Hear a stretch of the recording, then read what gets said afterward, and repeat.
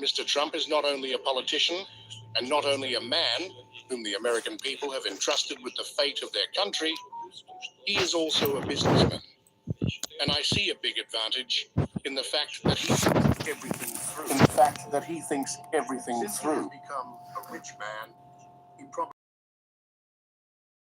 he thinks about what those or other steps will lead to in relation to Russia, how much it will cost taxpayers, how much it will cost the US economy. And we see now the interest of the American business in building relations with Russia. There are already contacts between our large companies that turn to our place of work. All in all, this instills a certain restraint and optimism. And I hope that both the President of the United States and his immediate circle will see and hear this. And together with business representatives, decisions will be made aimed at restoring Russian-American relations. In addition, we have contacts with Mr. Rubio, the Secretary of State, and Mr. Lentz, the Vice President. In general, gradually, relations are being established, and conditions are being set for restoring relations. We hope that this trend will be maintained. We are ready for this. Today, the president was supposed to attend the meeting of the representatives of the Iranian news agency, but he could not come because of the war. But you know that, in response to the previous question, there was a direct strike, a deliberate strike on the building of the state TV and radio company in Iran, in Tehran, and a huge number of journalists died in Gaza from the strikes in Israel. Do you have a support for Iran, Mr. Putin? I think that the Iranians have asked this question. Will Russia support Iran? It's about to get ugly. On their behalf. Look, your colleague has just spoken of the Russian Foreign Ministry on the events between Israel and Iran. Everything is laid out in our position. I have nothing to add. That is all. We are in contact with our Iranian partners on a permanent basis. We had this contact today, and I think we will have it tomorrow and the day after. We continue our relations. This is the first thing. And the second thing, I have already said this, is that our specialists work in Bushehr.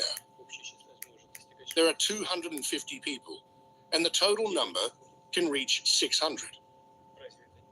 And we are not leaving. Is this not support? Well, Iran has not contacted us for other support.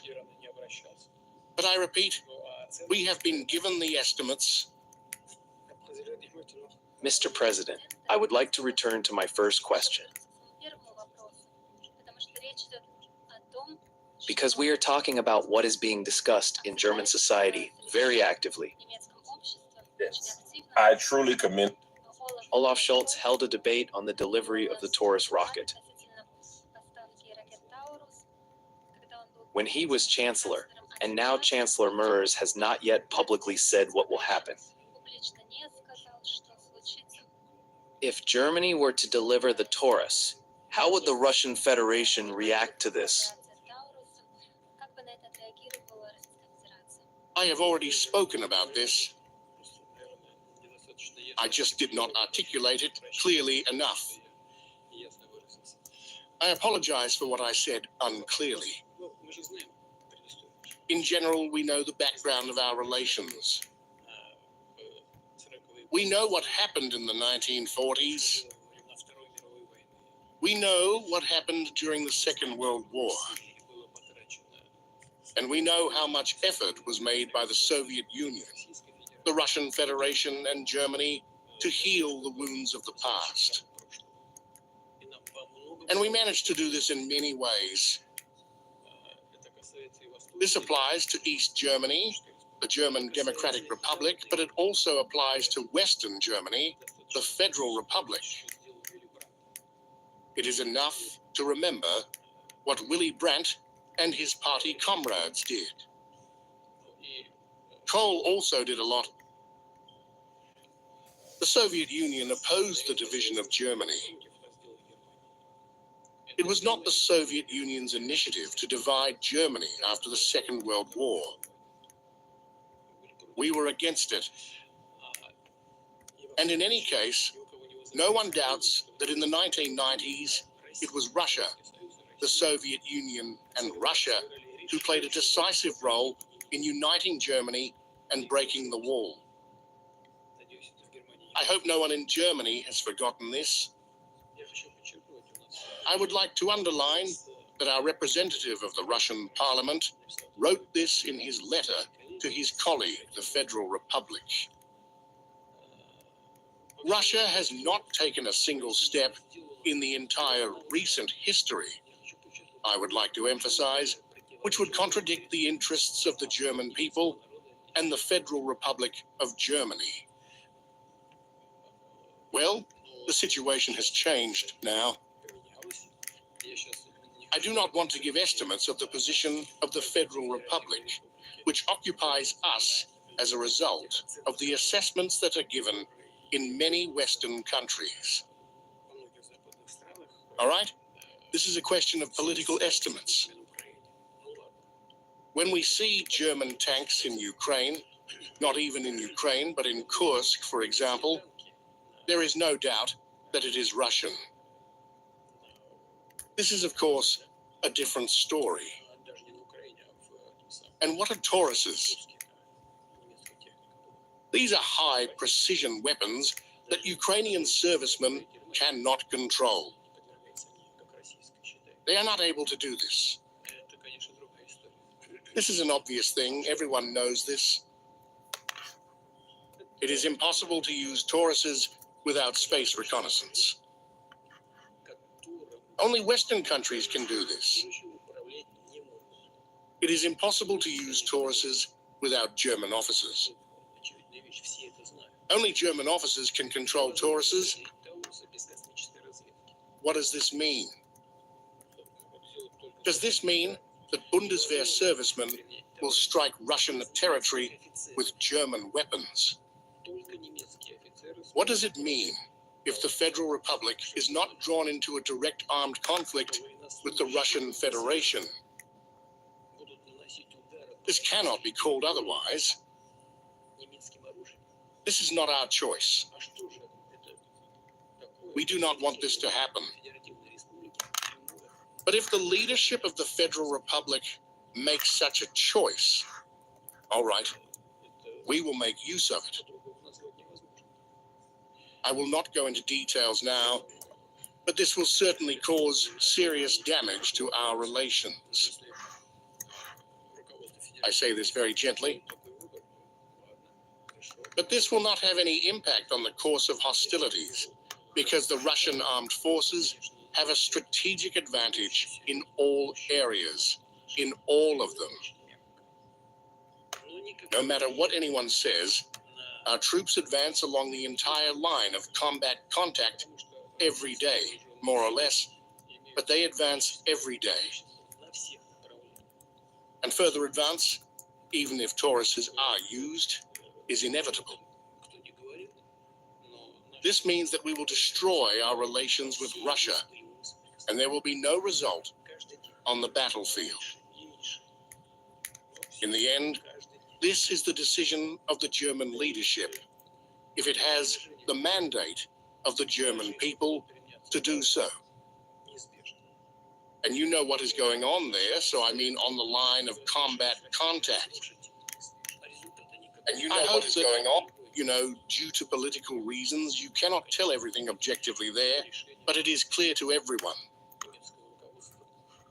I hope that your employees who work there can see everything. You see, the Ukrainian armed forces are mostly equipped with 47%, and the assault units are less than that.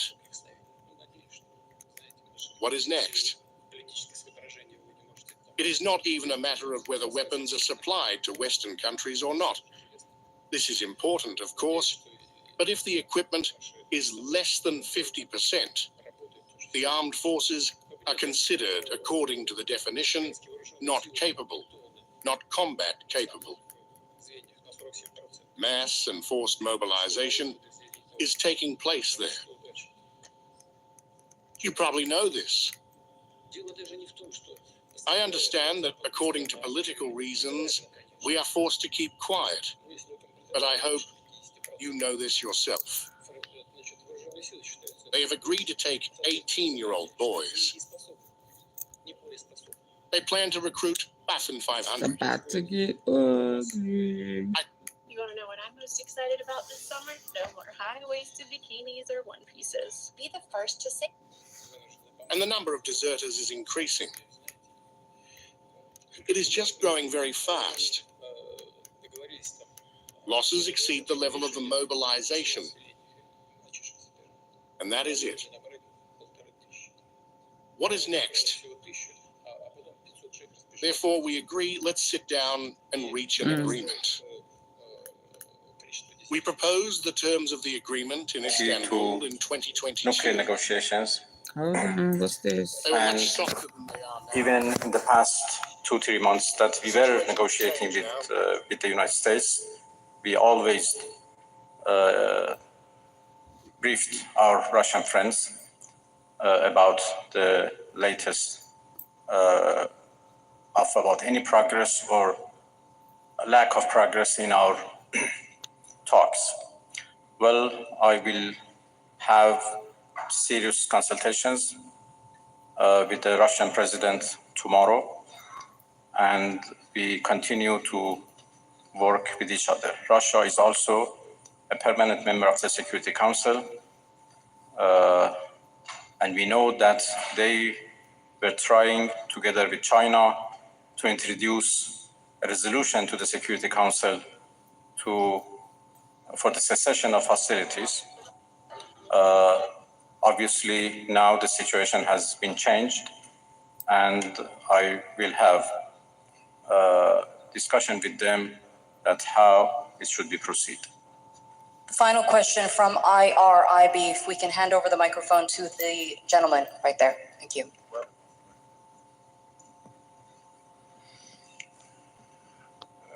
خسته نباشید آقای عراقچی. از خدمتتون که دیروز آقای اردوغان صحبت‌هایی داشتن در مورد میانجیگری، فکر می‌کنید نقش ترکیه در این رابطه به چه ترتیب خواهد بود؟ Thank you. Yesterday, President Erdogan mentioned. All right, people are saying there's some sort of alert. Hold on a moment. Hold on a moment. Hold on. There is a possible missile alert coming up. Okay, so let's go to that. Alert. Possible missile alert expected soon. Pre-alert just came out from Home Front Command. A pre-alert just came out, so we're expecting some missiles. Hold on a second. Hold on. Missile alert.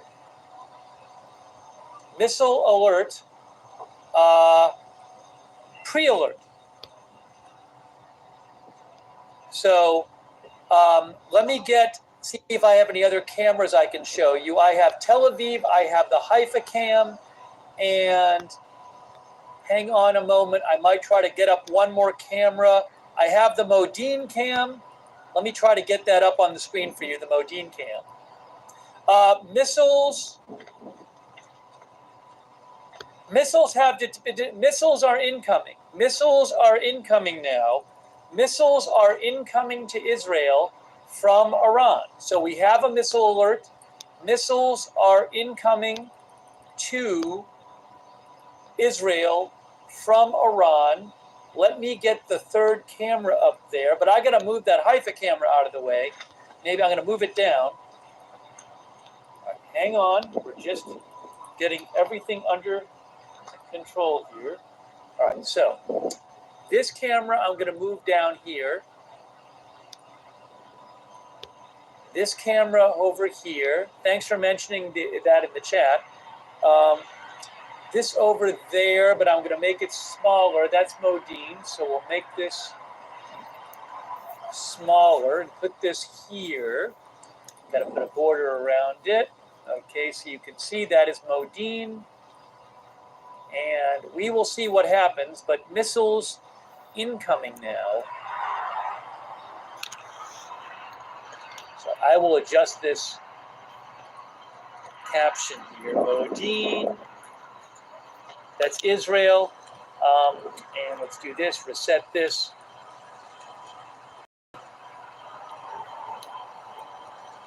Okay. I have not seen the actual alerts pop up on the so far red alert map, but we have incoming missiles to Israel from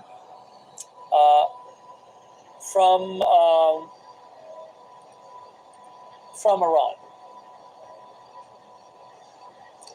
So now we wait and see. And I am checking the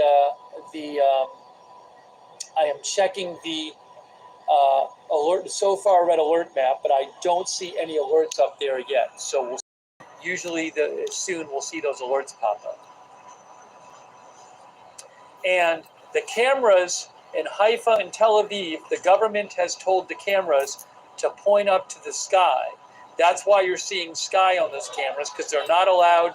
The government does not want to show where the hits are. So that is why the Haifa camera and the Tel Aviv camera are pointed at the sky right now. The Israeli government has told the cameras to do that. All right, so again, I'm just waiting right now to see where these alerts specifically come in. But it has been confirmed by the IDF that missiles have been launched by Iran towards Israel. Okay? Oh, wow. So we are waiting to see what, I could be one missile, it could be more missiles. I don't know. We'll just have to wait and see. Have to wait and see.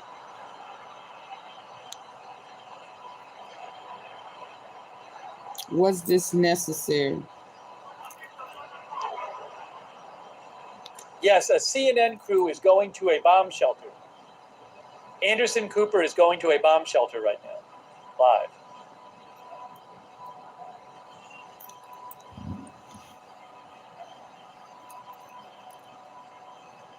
Again, there are Iranian missiles incoming,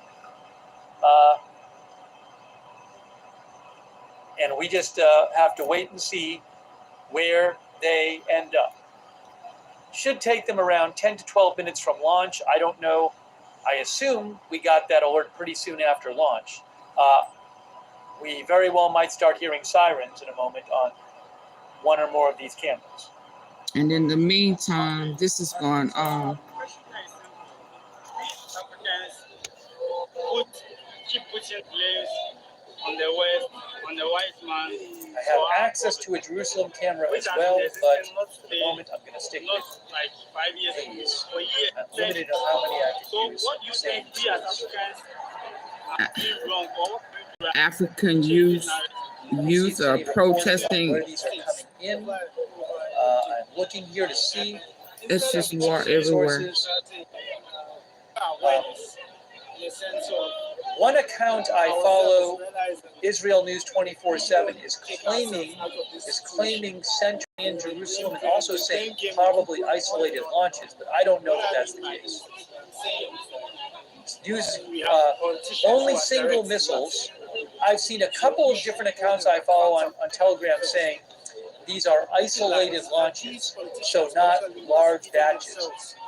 That's not confirmed, but a couple different news accounts I follow on Telegram, Israeli news accounts, are saying these are believed to be isolated launches, but that might not be the case. We'll just have to wait and see.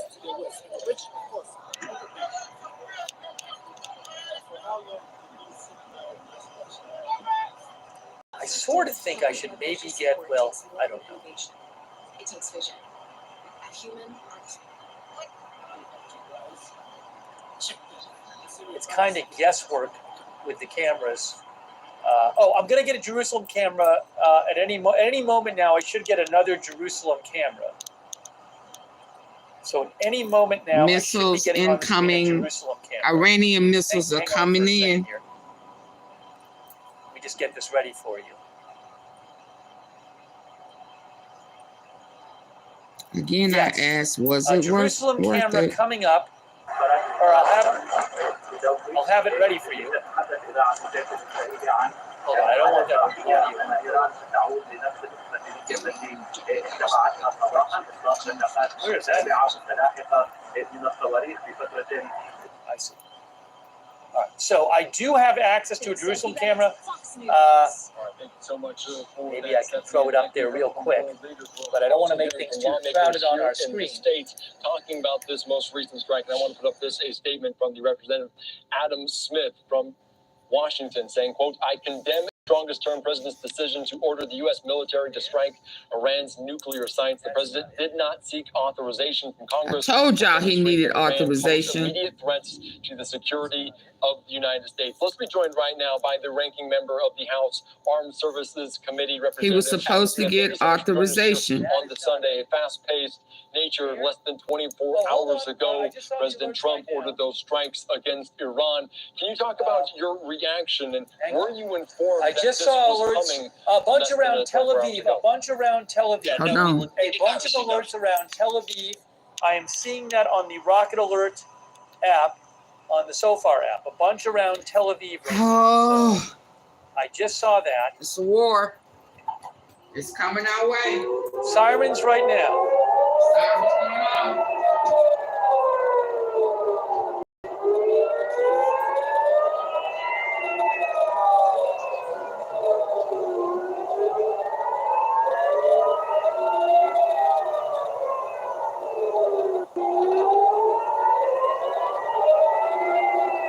Bunch around Tel Aviv. Around Tel Aviv is where I'm seeing them. Cameras panning around.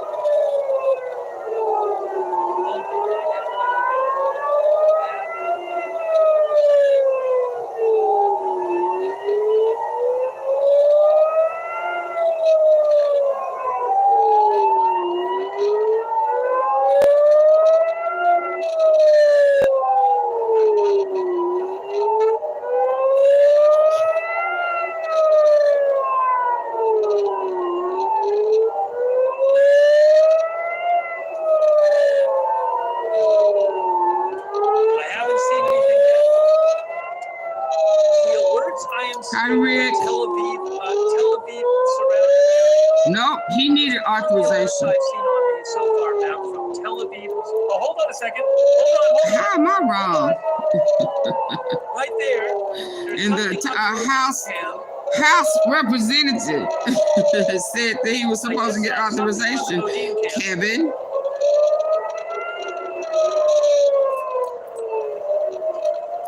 I can't see it anymore on the Modine cam. All right, will we see anything right now? There's clouds. So don't tell me I'm wrong. Unless you're a lawmaker or I don't see anything on the hyphen shot. there was no immediate threat to the United States. Nothing yet. So much for that, Stephanie. And like we heard from world leaders, we're also hearing from lawmakers here in the States. Lawmakers, world leaders, lawmakers and world. Something on the Adam Smith from anything on Washington saying, quote, I condemn in the strongest term president's decision to order the U.S. military to strike Iran's nuclear sites. The president did not seek authorization from Congress to demonstrate that Iran posed immediate threats to the security of the United States. Let's be joined right now by the ranking member of the House. What was the immediate threat to the United States? There was none. Sunday, fast-paced nature. Less than 24 hours ago, President Trump ordered those strikes against Iran. Can you talk about your reaction, and were you informed that this was coming less than 24 hours ago? Yeah, no, we did not receive notification, which is somewhat unusual. And more unusual, the president did notify Republican leaders in the House and the Senate. So I think that partisan take on this is troubling. But the larger issue is what this means going forward. Iran will almost certainly strike back at U.S. interests. I think the president is hoping that they don't, but it's hard to imagine that they won't. And then what do we do next? So is this really going to wind up escalating the war throughout the region? Might it drag in other countries? If Iran attacks our military assets in Qatar or the UAE or Bahrain, then you've got even more nations involved in the conflict. And what would the president's response be to that? Number one. Number two, we don't yet know how much damage has been done to Iran's nuclear capability. And the president has made bold statements about that, but we don't have actually metrics, measurable things that say, here's what they had before, here's what they have now. And I wanted to ask you about that because he said they obliterated them last night. Tonight, he says it was a monumental amount of damage, saying they were accurate. How long will that assessment take, and how rapidly do you want to hear what has actually happened on the ground in Iran? My team tells me days, perhaps weeks, because it's hard to tell. Look, the words obliterate and monumental are not actually substantive words. Iran have, the numbers were, they had somewhere close to 20,000 centrifuges. A lot of them were at Fordo, some at Natanz. The ones at Fordo were buried deep. Yes, there's a massive amount of damage on the outside of the mountain at Fordo. But did we reach the centrifuges? How many of them did we damage? Might Iran have centrifuges elsewhere, and might they be able to rebuild them? They certainly can rebuild them. And then with regard to weapons-grade plutonium, that they've used the centrifuges to enrich the uranium to get to the point where it's weapons grade. They have enough 60% plus weapons grade plutonium by most estimates to build somewhere around 10 nuclear weapons. Well, did we get rid of all of it? Did we get rid of half of it? We need those sorts of specifics, and we don't have them yet, so we don't know. And I do want to ask you, because as you heard from your statement, talking about you condemn in the strongest terms, but also the fact that the president failed to show some clear objectives for these actions. And I think a lot of people are talking about the war powers resolution. You would notably have said it so yourself. And we've seen presidents in the past go around some of that. How concerning is that in your mind?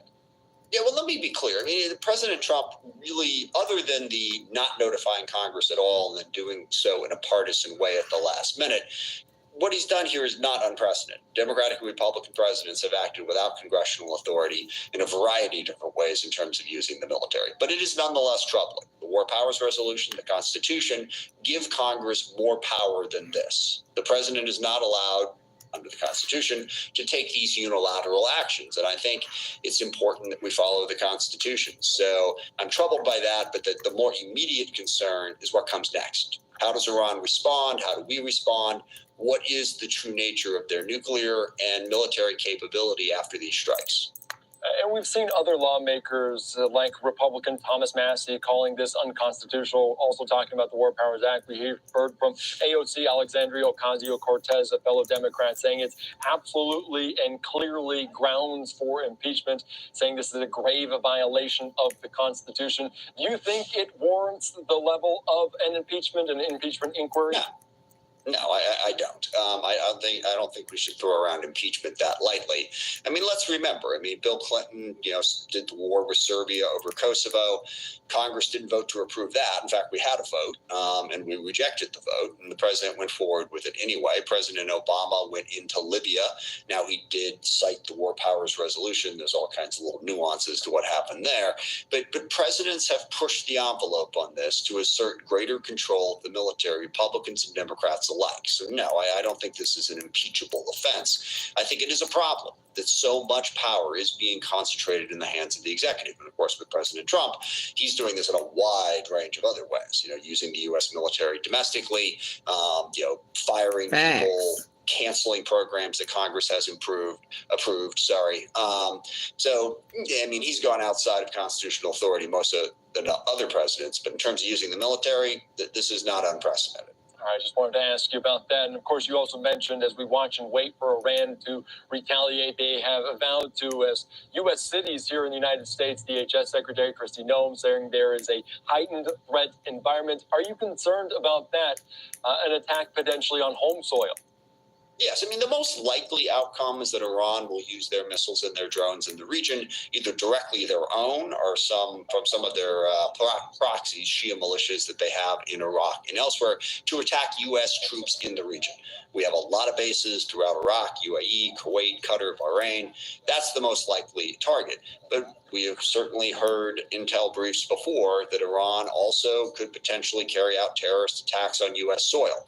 We absolutely need the Homeland Security Department and the FBI to be ready for that. That's a possibility. Again, I don't think it's the most likely possibility, but it's certainly on the table. And we were hearing different statements coming in, including from Vice President J.D. Vance, about this, potentially sleeper cells here in the United States. But he also mentioned having no interest in boots on the ground there in the region in the Middle East. And we've seen that before, and we talked about the historical context of it. Are you concerned that as we go down this rat hole of retaliation, as the UN Secretary General said, that potentially could be in the future for the United States? How concerned are you about that? Well, I am concerned. This is the way these things play out. And I've been in these conversations. I've been on the Armed Services Committee for 29 years. We've had a lot of conflicts in that time frame. And, some we've entered into, some we haven't. And there's always that. It's very enticing to say, well, gosh, we can just strike here. We can hit them quickly. We can accomplish our goals and then walk away. That's incredibly tempting. That's not the way it usually plays out. It usually expands, and then you're caught in the situation of, okay, they hit us back. Can we let them get away with that? Now, I would be very surprised if we ever got to the point where anyone was seriously talking about putting U.S. troops in Iran. That is untenable on a whole series of levels. But this could absolutely escalate in terms of Iran attacking our troops, us responding, them responding. And then how do you get out of that? Where do we get back to what President Trump promised us, which was his strength as a negotiator, his strength in using diplomacy to avoid this sort of conflict, to cut deals and get us out of wars, not into wars. That's what he said he was going to do, and he just kind of started a war with Iran. He lied again. Not what he promised he was going to be able to do for us. So I hope we get back to diplomacy and negotiation. They say every time he opened his mouth, it's a lie. We're not at war, but did this signal that we potentially are on that side of things, that we are at war? We are right now. I mean, look, and we are at war. All kinds of euphemistic ways to describe this, but we just dropped a whole lot of ordnance, a lot of bombs on Iran. If Iran had dropped that many weapons on us, I think we would have said we're at war. So yes, we are at war until there is some resolution to this conflict, because we just bombed another country. We should engage in euphemistic, semantic dialogue here. We should admit what it is. Now, hope that the president is right and I'm wrong, and that Iran wakes up and says, you got us, let's negotiate. We're not going to attack back. We can go forward. But I don't consider that to be a likely outcome. And my last question about this, because you mentioned that there is hope out there, especially within the Trump administration, that talks will resume again, negotiations will continue. Did this not obliterate those negotiations, I should say? They set them back, no question. I mean, beyond any shadow of a doubt, in addition, beyond just sort of the military aspect of this, Iran's kind of pissed off, as anyone would be, having been bombed like that, and probably less inclined to negotiate with the country that just bombed them. But on the other hand, Iran also has practical considerations. It is absolutely true that what Israel has done, and rightfully so, by the way, in defending itself, has significantly weakened Iran and significantly weakened Iranian proxies, Hezbollah, Hamas, the Houthis, maybe not as weakened. Assad is gone from Syria, a patron of Iran. Iran is in a much weaker position than they used to be. But just to pop up after the country's bombed you like this and capitulate, that's not beings normally react to these things, and certainly not the way Iran normally reacts. So we'll see. I hope we can get back to diplomacy soon, but in the short term, it seems unlikely. And hope we don't get into that dark cycle that we talked about retaliation. All right, Representative Congressman Adam Smith, thank you so much for joining us here on Live Now from Fox. I appreciate your time.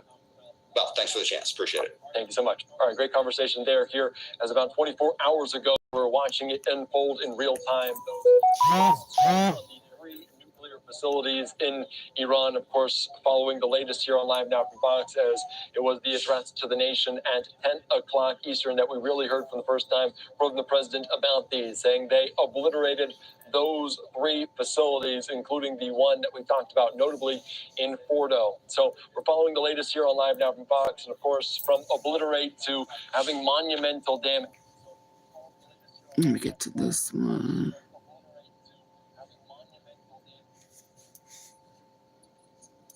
Don't wear these perfumes if you don't like compliments. Everyone has been talking about all of these perfumes, but honestly, Iran's foreign ministry this morning issuing a warning to the U.S. hours after President Trump did approve those strikes on the three key nuclear sites within Iran, saying, quote, the U.S. has itself launched a dangerous war against Iran. Obviously, a lot to discuss here, so I do want to bring in a friend of the show. We do have Alex Trayman with the Jewish News Syndicate. He is, of course, the CEO and Jerusalem Bureau Chief. Thank you so much, Alex, for taking the time to join us. I know it has been a very long night there. Oh, it's been a long night, and it's been a long 9 days so far. Here, almost every night interrupted with air raid sirens and jumping in and out of bomb shelters. But hopefully we're on the tail end of this dystopian nightmare. And I did want to ask if you can kind of break down what the situation has been like. Please double tap your screen. In the hours double since, tap your that phone, attack please, was for me. launched by the U.S. on those nuclear sites in Iran. Well, we woke up early this morning to news that the Fordo facility had been struck by the U.S. We really didn't have a firm indication that this was going to happen, and certainly not that it was going to happen now. And then shortly after we woke up to good news, all of a sudden we had air raid sirens across the entire country, and with as many as 30 ballistic missiles fired at Israel, as many as 10 may have struck down inside Israeli territory. Are y'all able to hear good? Inside. Are y'all able to hear? Give me a one, please, if you're facility. As many as 86 people hurt. Looks like not too many hurt seriously due to the fact that most people were in safe rooms. You could see vast devastation and damage as it's clear that Iran is using heavier ballistic missiles than they had during earlier barrages. I did want to ask overall what the reaction, and you kind of touched on this already, but what the reaction was like there in Israel when you learned of those strikes, because as you mentioned, there was no information really coming in. Are y'all able to hear this? And then all of a sudden, we got that Truth Social post from President Trump, and everyone was alerted. I may be buffing. I'm not sure well, if I'm I think buffing. Israel was prepared that the president may not come into this and had its own to deal with the Fordo nuclear facility. However, it's obvious that dropping these massive ordnance penetrators from B-2 bombers, stealth bombers overhead represents the faster and the easier methodology for taking out this nuclear facility. But I think for Israel, it's more important than just the ease of the attacks. This makes it not only more successful that the facility has been damaged, but also it gives a lot more validation to the operation. You'll see probably much less international condemnation of Israel for doing that. As a result, it gives a lot of legitimacy to Israel's war against Iran. And the other thing is that it actually makes it much more likely to have some kind of a quick negotiated end to this conflict, because if the Iranians understand they're going to war with the United States, they're more likely to cut their losses and get out of this a lot faster than if they were only fighting against Israel. You could have seen missile barrages against Israel lasting for a much longer period of time. Obviously, we're going to have to see what the next hours and days bring, but that's the hope in Israel and all around the political spectrum, left, right, center, everybody issuing nothing but praise for President Trump for coming in and doing the dirty work of bombing the Fordo nuclear facility. And what you're looking at is a live look over Haifa there in Israel. We have these live images that have been coming in over the past several hours. And I did want to ask you, what do we know about the barrage of missiles that were fired by Iran? We're hearing it was somewhere around 27 missiles, maybe more, and there are reports of injuries. And as you can see there, damage on your screen. Also, reports that there may have been an interceptor that possibly malfunctioned, causing some damage as well. What do we know about all of that so far?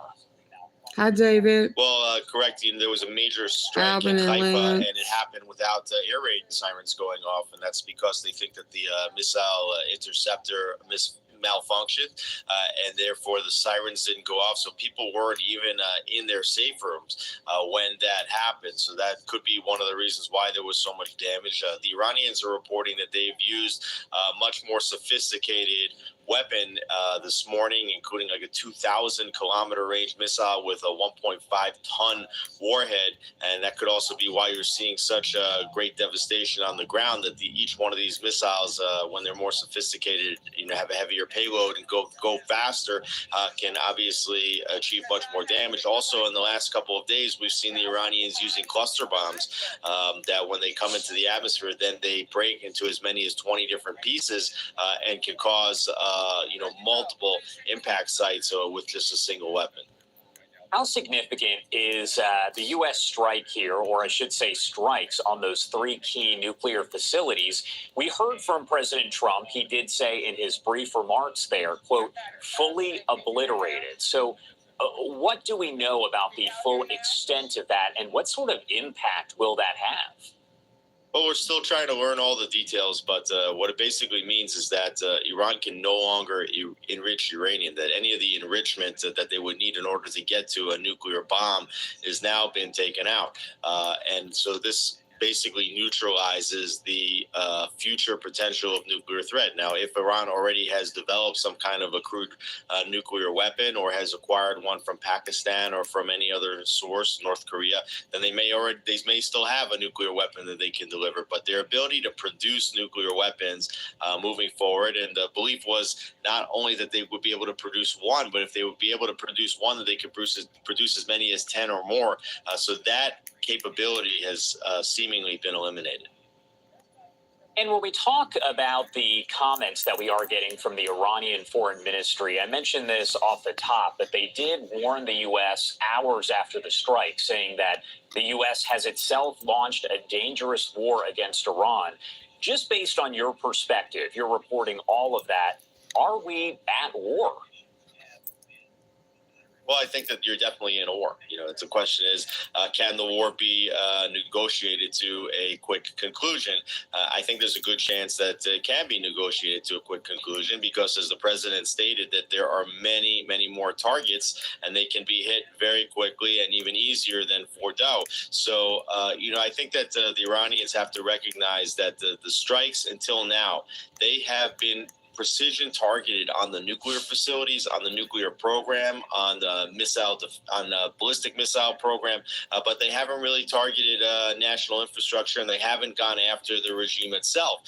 If Iran decides that it's going to retaliate, it's basically a suicide mission on the Iranians' part, and the American force can be overwhelming, and it can really be the end of the Iranian regime. At the same time, if the Iranians think that they're going down, they may go down with the view, okay, we're going to go down and you're going to go down with us. So we really don't know, what are the motivations right now of the Iranian leadership, whether they're willing to cut their losses or whether they're going to go for broke. When we talk about the militaries of the U.S. versus Iran, is there any real comparison there? I'm sorry, I missed the question. Between the U.S. military and Iran, or between U.S. military and Iran's military? Is there really any comparison there? No, at this point, Israel has basically taken out all of the air defenses over Iran. That's why I think the president was waiting until now in order to launch the attack, to make sure that there wouldn't be any risk to the operation that the U.S. just launched. What Iran has is ballistic missiles. It's believed that half of their ballistic missiles have been either destroyed or used until this point. They don't really have much of an air force anymore, as Israel's been bombing their planes. So there's no fair fight over here at this point. Iran's biggest deterrent against any strikes were its forward-facing terror proxies. Israel's also taken them out. That's Hezbollah. That's Hamas. The Houthis have also suffered significant damage. So certainly damage that Iran could do in terms of targeting U.S. naval vessels, in terms of stopping commercial shipping in the Persian Gulf, which could drive up the price of oil, and they could launch ballistic missile attacks either at U.S. vessels, at U.S. interests or military bases in the area, or they could be launching ballistic missiles at other countries in the region like Saudi Arabia or the United Arab Emirates, Bahrain, or others. But in terms of their ability to defeat even Israel, they don't have that capability. It's certainly not the United States. All right, Alex Trayman there over at the Jewish News Syndicate. As always, thank you so much for taking the time to join us here. Anything else you want to add before I let you go? Well, again, we have to see what Iran wants to do.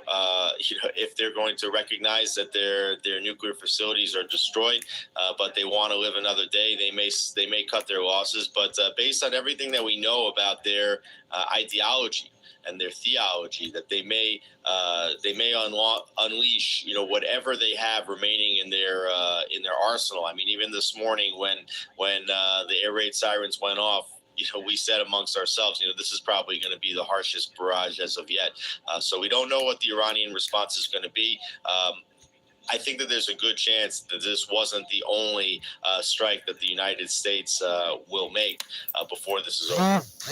All right, Alex Trayman there, CEO and Jerusalem Bureau Chief over at the Jewish News Syndicate. Thank you so much for taking the time to join us here. We appreciate it as always. Josh, thanks for having me. Hold on, y'all. For the ones who get it done, the most President Putin must be sitting in the Kremlin, trembling that the Americans can do this. But this is an operation that's been in the planning for a long, long time. U.S. Defense Secretary Pete Hegseth said the United States overnight strikes in Iran as part of Operation Midnight Hammer were successful and completely obliterated Iran's nuclear capabilities. In a press conference we just brought you live from the Pentagon. But a senior Iranian source told Reuters that Iran was able to move most of its highly enriched uranium from the Fordo nuclear site ahead of the strike. And Iranian authorities have not confirmed the extent of the damage at any of the 3 nuclear facilities that were hit. So just how crippling were these strikes on Iran's nuclear capabilities, and could Iran still develop a nuclear weapon? Well, joining us now is Hamish de Bretton-Gordon, former commanding officer of the UK's Joint Chemical, Biological, Radiological and Nuclear Regiment. Thank you for joining us. Pleasure. Thanks for having me. What do we actually know about the damage sustained at those 3 nuclear facilities that were hit? Gulf states are monitoring their environments for signs of any nuclear radiation. Well, firstly, if they're hit, one wouldn't expect to see any nuclear radiation. Blowing up uranium, however enriched it is, would not create a nuclear chain reaction and hence an explosion. You're likely to get some residues, probably uranium hydrofluoride, which is a sort of chemical, and a few other bits and pieces. So don't expect any radiation. I think this is, obviously we're used to President Trump and some of his advisors using hyperbole to sort of describe some of these things, but this seems to be a very, very comprehensive operation. If I was the Iranians and I had set up, don't you say Trump should have been in one of those? He should have been in one of those bunkers. You said the Iranians said they moved highly enriched uranium out of. Yeah, I kind of agree. You know how comprehensive the intelligence network is. I'll play in a minute about the possibility of losing electricity because of Trump. And this is crazy. Oh my God. Damage assessment. The mood music very much coming out of the Pentagon. It's been successful. And I know that these massive... Imagine us losing electricity because of his like sure when I was in the Gulf Wars, executive orders. Dropped pretty close and they're pretty horrific, certainly if you were on the ground.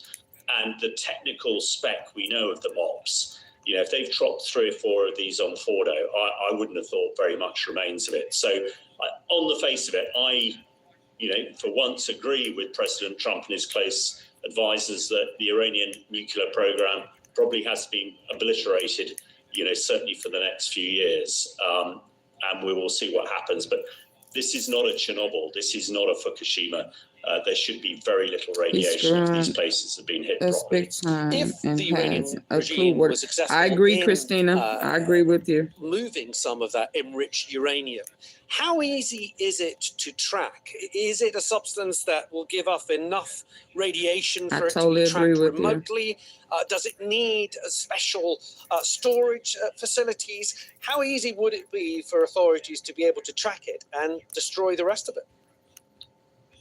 Well, I think two things here, Alex. First of all, moving uranium, moving nuclear isotopes around, what are you trying to achieve there? You need quite a lot of this stuff, and you need it highly enriched so that it can be used as a bomb. We're pretty certain. Will be mega in the dark if Canada cuts. It needs to be 95 to be electricity. And they don't have that, so moving it around. When it comes to detection, certainly radiological isotopes are easy to detect because this was not our war. However, the alpha emitters that you get from uranium and what comes out of it is very easily shielded.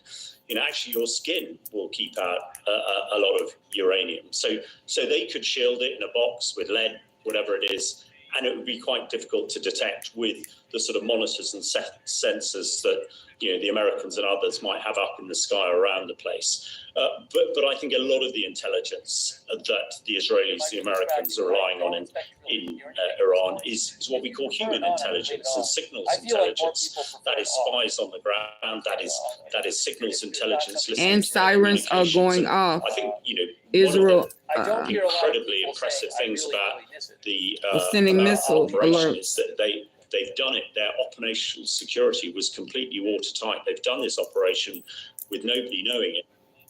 All right, this feels almost illegal to know, but our windows were so old and just desperately needed to be repaired. They've done it. Their operational security was completely watertight. They've done this operation with nobody knowing it, and I think you put the converse. It's not a war. They saying it's a war. Pretty good idea what's happening in Iran. Ripping lips. So if it was Congress is saying it's a war. From building a nuclear weapon. Putin is getting involved. It's going to be a war. Surprised listening to I don't know what you've been listening to. Given to understand by General Dan Kane that there was no Iranian fighters engaging with the bombers, no surface-to-air engagement at all. It seems that they were completely. He threw a rock. Reaching. Because he said it's not our hand. I'm not going to wait for an approval. I'm just going to throw this rock, send the bombers, blow it up. President Putin must be sitting in the Kremlin and trembling. They're not going to do anything. Nobody else is going to get involved. And Putin popped up and said, "Oh yes, I am." And we will be retaliating. Other military vehicles that would have taken out any air defense that's around, that would have nullified any electronic communication the Iranians might have.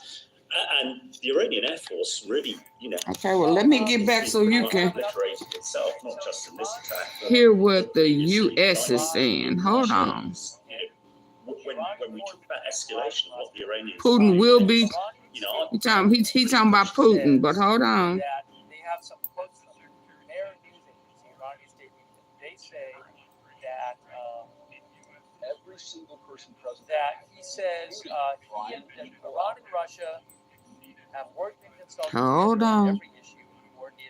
Missiles are going. Missile alerts are going off right now. Now, certain conditions prevail in the precise, serious, and posted, he said. He appreciated Russia's position on Sunday, which condemned this aggression in the strongest possible terms.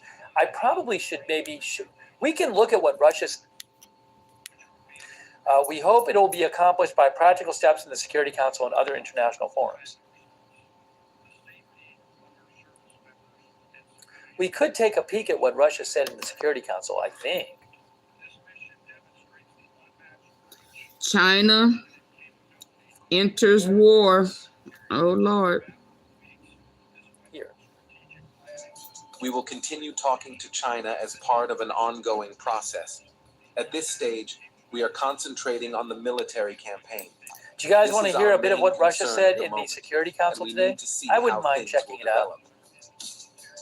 Chinese President Xi Jinping has now issued a rare, strongly worded statement. We heard urging Israel already, calm. and we heard Iran. We All played that. parties should work to de-escalate People are the saying conflict no. as soon as How about a possible. little bit? China How about a stands couple of minutes? ready to work with all parties.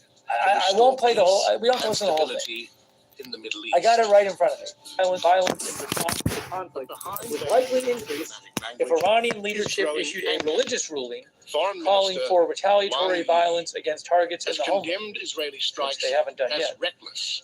Multiple in China's approach. recent homeland terrorist Wang also attacks warned have been motivated that by force will anti-Semitic never or bring anti-Israel lasting sentiment, peace. and the ongoing Israel-Iran conflict China's could sharpest contribute attack to came U.S.-based after individuals President Trump plotting weighed additional attacks. demanding Iran's unconditional surrender. Furious, Beijing accused Washington Now, I of pouring believe it oil was on the said fire and that making there's a no wider regional war specific more likely. Meanwhile, China has begun evacuating its citizens from the war zone. The Chinese embassy in Israel. That's because I had hit the like button. I fixed it. A scent that hits you like a wave of inspiration. That's the power of a Roman 360. I was trying to look for the As missiles. Washington backs Israel militarily and Beijing pushes for peace, the Israel-Iran war is quickly turning into a global power struggle, with China and the US pulling in opposite directions. China has thrown its weight behind diplomatic efforts to stop the Israel-Iran war. As the fighting intensifies, Beijing says it's ready to play a constructive role in bringing the two bitter enemies to the table, even as Israeli bombs continue to fall on Iranian targets. Israel's ambassador to China, Eli Belotsakovsky, says the door is open to talks with Beijing. But Belotsakovsky made it clear. Right now, Israel's focus is entirely on its military campaign in Iran. We will continue talking to China as part of an ongoing process. At this stage, we are concentrating on the military campaign. This is our main concern at the moment, and we need to see how things will develop. You can't hear, President Christine? Xi Jinping has now issued a rare, strongly worded statement urging calm. Hold on, let me see what I can do. All parties should work to de-escalate the conflict as soon as Hold possible. on. China stands ready to work with all parties. Larry on X. Over there on Twitch, we have Marty. Big Ball of Yarn, Sabiro, LB Ferry on Idaho Star, I Got That Fire, Mark HNC, Matthew Kohai 3, McBridges, Sarah, Papa Bear, and Shirley Dev. Thank you so much. K. Lowry Body over there on Facebook is moderating. Thank you, Christina Neal. Also, thanks for subscribing on Facebook. Robert Rial II, Diane Allworth, Lou Knight, Kay, Evelyn Berry Speedell, Sharon Davis Hughes. Is it Shannon? Erin Van Ness, and Margaret Riley, who's also moderating. Thank you, Margaret. And hold on a moment here. Just coming in, Russia has urged Israel to immediately halt air attacks on Bushehr nuclear plant, where Russian experts are currently working. Remember, over 200 Russian workers are currently employed at the plant in southern Iran that is built by Russia's R.I.C.O. The Bushehr nuclear plant is Iran's first commercial nuclear Hey, stop reactor playing. and is a product of collaboration between Hey, Russia everybody coming in. and Iran. Once again, reiterating for our viewers, in the latest, Russia has urged Israel to immediately halt air attacks on Bushehr nuclear plant, where Russian experts are currently working.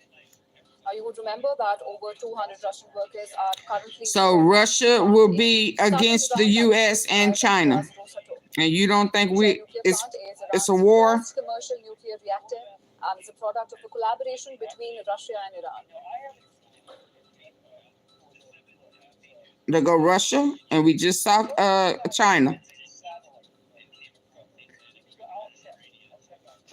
They saying de-escalate because Trump should have never hit Iran.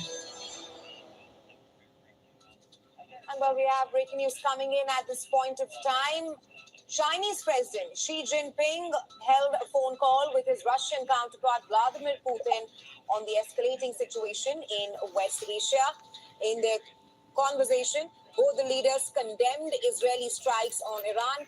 Chinese President tells Russia that Iran-Israel ceasefire remains a top priority. Russian President is also slated to visit China Lisbeth. said Vladimir Absolutely. Putin will visit China Not approved by later this year for a Congress. regional summit and will hold talks with the Chinese President Xi Jinping and will also participate in commemoration marking 80 years since the end of World War II in Asia.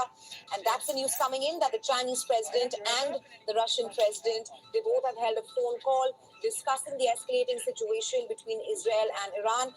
Just yesterday, the Russian president, Vladimir Putin, had said that Russia wants to mediate between Iran and Israel, to which the US President Donald Trump clearly said that Russia should rather first end its own war with Ukraine and had rebuffed the whole idea.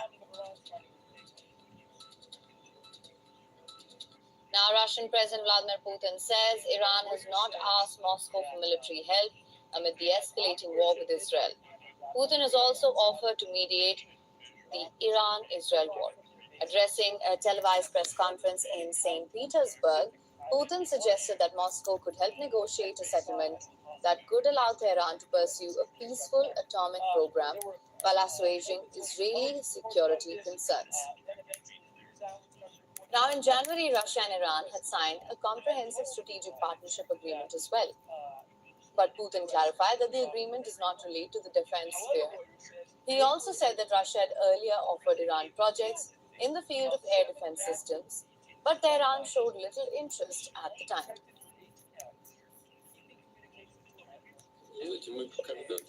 We once offered our Iranian friends to work in the area of air defense systems. The partners did not show much interest at the time, and that was it. As for the agreement you mentioned about strategic partnership, there are no articles related to the defense sphere. That is the second thing. And the third thing is that our Iranian friends do not ask us about it. When asked what Russia's reaction would be if Israel were to assassinate Iran's supreme leader, President Putin declined to comment on the possibility of Israel killing Ayatollah Ali Khamenei. Baron, please no hashtags like that. Had discussions with US. No hashtags, please. And that Iran's interest in peaceful nuclear energy can. Yeah, just say it outwardly. Take the hashtags off. I'm not promoting any cause. Yeah, so just say what you want to say. Because I said so. Because I said so. Hold on. Do you have a problem with that, Baron? Do you have a problem with that, Baron? Can you follow my rules over here? I know you feel entitled. I know there's a sense of entitlement and you feel like you can do what you want to do, but you cannot over here. So do you have a problem with that, Baron? Do you have a problem? I said, don't do it. You asked me why. And I said, because I said so. Do you have a problem with that? Or do I need to remove you?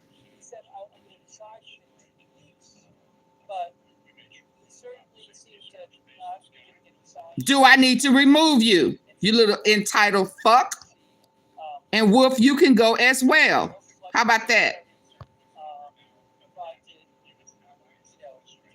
Absolutely.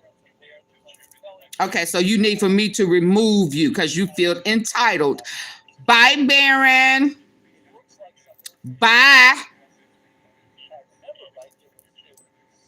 Wolf, would you like to go with Baron? Or would you like to sit back and shut up and just listen? Which one? You have a choice. What we doing, Wolf, so we can continue? You gonna shut up, or do I need to put your ass out? Okay, let's go.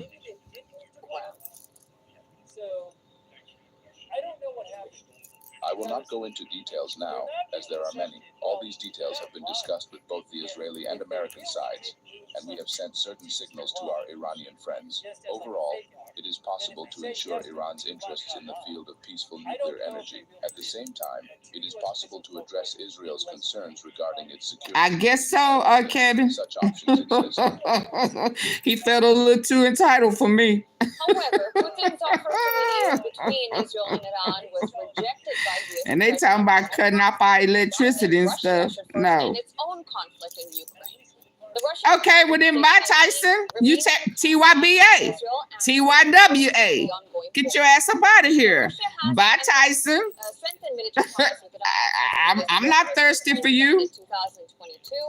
In January, the two countries signed a comprehensive strategic partnership agreement.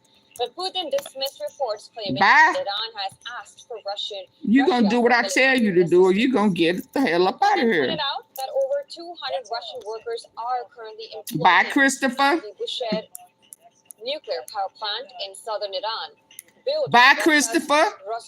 Get your ass up out of here as well. Our specialists are working in Bushehr. There are 250 people plus those on business trips. The total number can reach 600. Now, can we listen? Is that not support? Well, Iran hasn't asked us for any other support. The Russian president also said that he had reached an understanding with the Israeli leaders to ensure Israel's security. When asked about rumors that Israel might target Iran's supreme leader, Ayatollah Ali Khamenei, Putin responded that he didn't even wish to discuss the possibility. Let's begin with some breaking news coming in at this hour. Russian President Vladimir Putin in contact with Israel and US President Donald Trump on the ongoing war. He also says that it would be... Now go wash your ass, Kevin, because I know you dirty. You dirty and nasty. You ain't bathed in days. You ain't brushed your teeth or washed your face. Shut up. When Russia has conveyed their ideas to their your funky ass. Once again, this is from Russia. I'm gonna go wash some clothes. Vladimir Putin says that he is in contact with both Israel and the United States on the ongoing war. He says that it would be right to ensure security of Israel as well as Iran's interests. And the decision should be taken Christina, they trying me, ain't they? Israel, first of all, and Russia has conveyed their ideas to their partners. Trolling out the woods. You right, stop playing.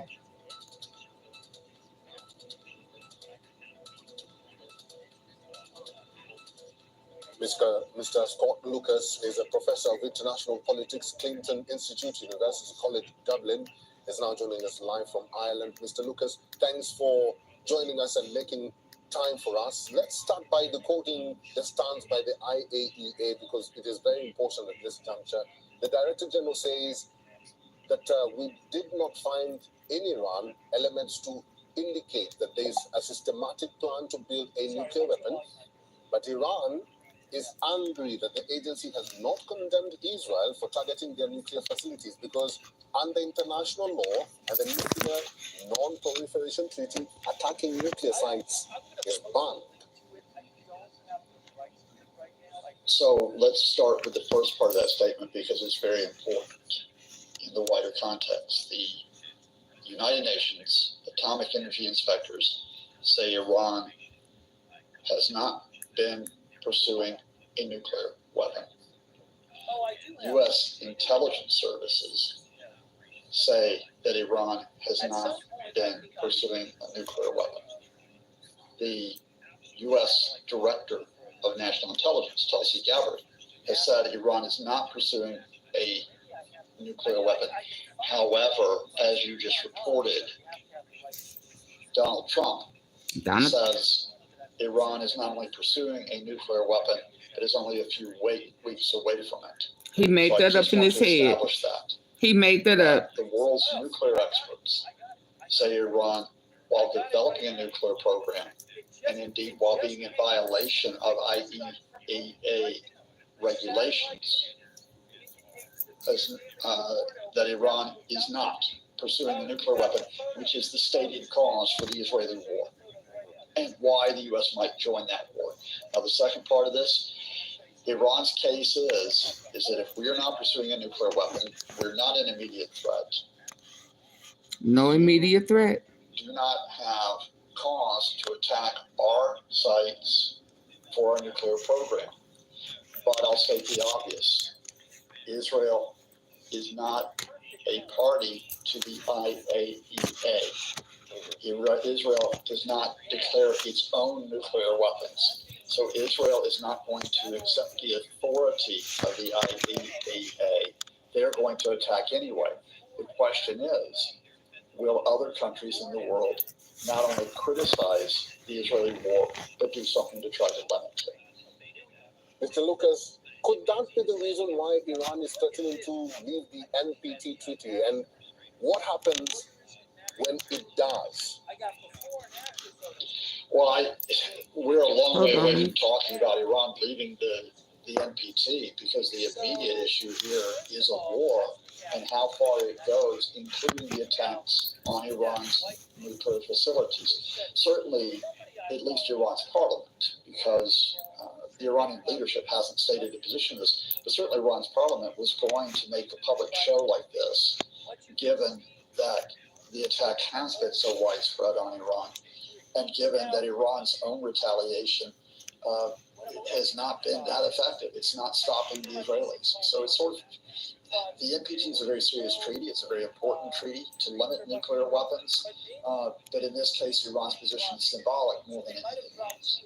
Mr. Lucas, so what happens next? Because now we see that Hi, Angela. Asked the United States President for an year. They want to talk to the United States President. Donald Trump has been saying that he doesn't want to engage right now because it's too late, but he keeps on changing his statements and he keeps on changing his narratives. What do you think? He keeps changing his narratives.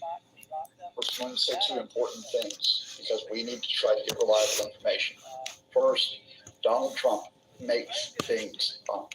He makes them up. Did not ask for a direct meeting. He make things up. Somebody is telling the truth, Lord. What Iran did, and we have multiple sources on this, was to approach intermediaries, especially the Gulf states, who had been brokering the U.S.-Iran negotiations. And Iran approached them to say, can we find a way out of the Israeli attacks? Now, that might have led to a meeting with Donald Trump, but that is not what happened. Secondly, Donald Trump is enjoying I agree. The big guy here.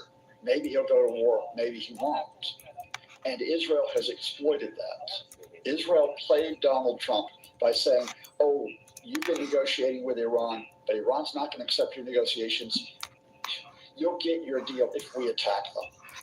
And Trump bought that. So where are we right now?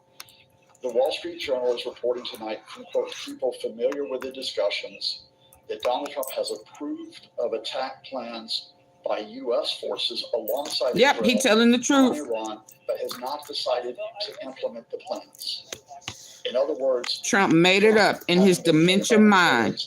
Now gets to play a power struggle. Not just Iran, but the rest of the world in suspense as to whether U.S. forces who are needed by the Israelis to hit Iran's fortified underground nuclear facility at Fordow, whether U.S. forces will in fact not only support the Israelis in terms of approving of the Israeli attacks, but actually join them as well. Mr. Lucas, finally, very quickly, what if that plan happens? We're in the uncertain territory.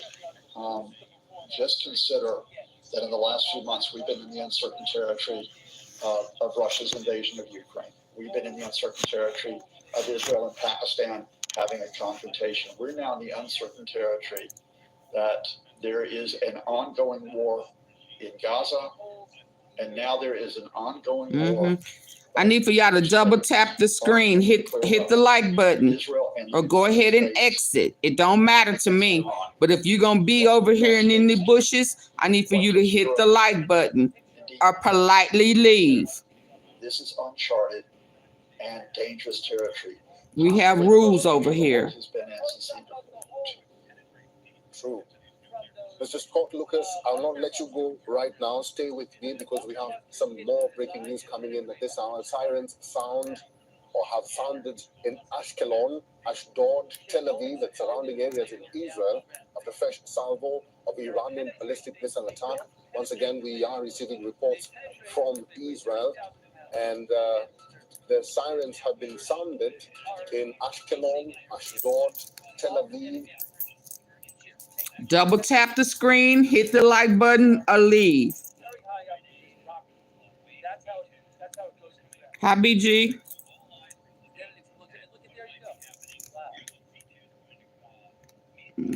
Hold on.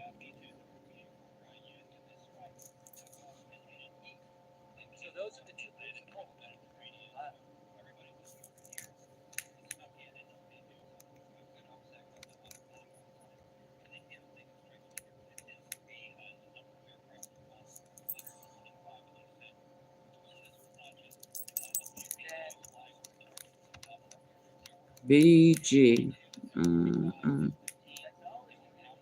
Okay. That for our viewers, what do you think or believe could happen now that the United States BG from Texas.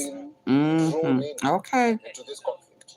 You say so. I got my eye on you. To establish your business using an address other than your home. Well, BG from Texas. I wonder why you would say that, but okay. The military is brought in is because Israel has attacked some of Iran's nuclear facilities. They've attacked the uranium enrichment facilities at times. They've attacked. Yeah, stop playing. Keep your eye on BG. I got my good eye on him, and you have your good eye on BG from Texas. Not the 90+% needed for military use, but potentially okay. Further for it. That Fordo plant producing that uranium is deep inside a mountain. To hit that facility, you need something like a bunker buster bomb, 500-pound bomb. That bomb is something only the United States has. So that's why the Israelis need the Americans in on a military point. But I think they need them in for something wider. And that is the Israeli aim now is far beyond taking out Iran's nuclear facilities. They are trying to break the Iranian leadership. They may not call it regime change, because I don't think Iranians themselves would rise up to get rid of their leadership. But they're trying to make Iran so dysfunctional that its services can't operate, its economy can't operate, that its security forces can't maintain order, that the country just falls apart. They would like to get the U.S. in to pursue that wider aim. One fact which came out, it's in the New York Times, we've gotten this information from people who are involved in the plan, is that Israel made the decision. I like him because he tells the truth. Last December, where they began planning for it. And But they I'm began planning for it significantly just after they had been at a war in Lebanon. Because what they did in Lebanon was break the leadership of Iran's ally Hezbollah. And they almost broke Lebanon, the country, bringing it to its knees. And there's a logic there. If we can break Hezbollah, whom we have fought for decades, if we can almost break a neighboring country, Lebanon, perhaps we can succeed in doing it with Iran. But to do that, Israel, which is largely isolated internationally, would like to have an ally. Who is that ally? Well, the world's largest country economically, the United States. Right. Mr. Scott Lucas, we'll have to leave it there. Thank you very much for your time and for talking to We On Wild. I'm going to assume that the regime will do what's in the regime.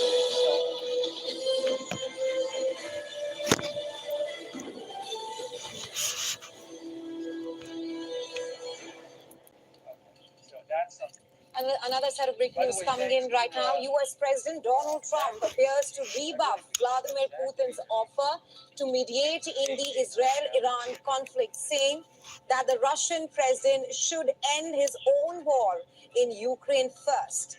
The statement comes after Russian Lord. Minister Now he finna start talking. He finna start talking shit to Putin. Y'all, strike Iran because it would radically destabilize West Asia. Moscow warns that Israeli strikes risked triggering a don't he still owe him money? And from that's before. breaking news coming in where US President Donald Trump appears to rebuff Vladimir Putin's offer to mediate in the Israel-Iran conflict, saying that Putin should end his own war in Ukraine first. Remember, yesterday, the Kremlin had clearly said that Israel and Europe were reluctant if the Russian President Vladimir Putin That's right, Christine. takes the role of a mediator between the Israel-Iran war. And now the US President Donald Trump has also rebuffed Putin's offer to act as a mediator, saying that he should first end his own war in Ukraine. And for more on this, we're being joined live by Mr. Jonathan Waschel from New York. He is a director of communications and senior policy advisor at the U.S. mission to the United Nations, and he's a global affairs analyst. Thank you so much for joining us on the broadcast on Beyond World this morning. Pleasure, Jessica.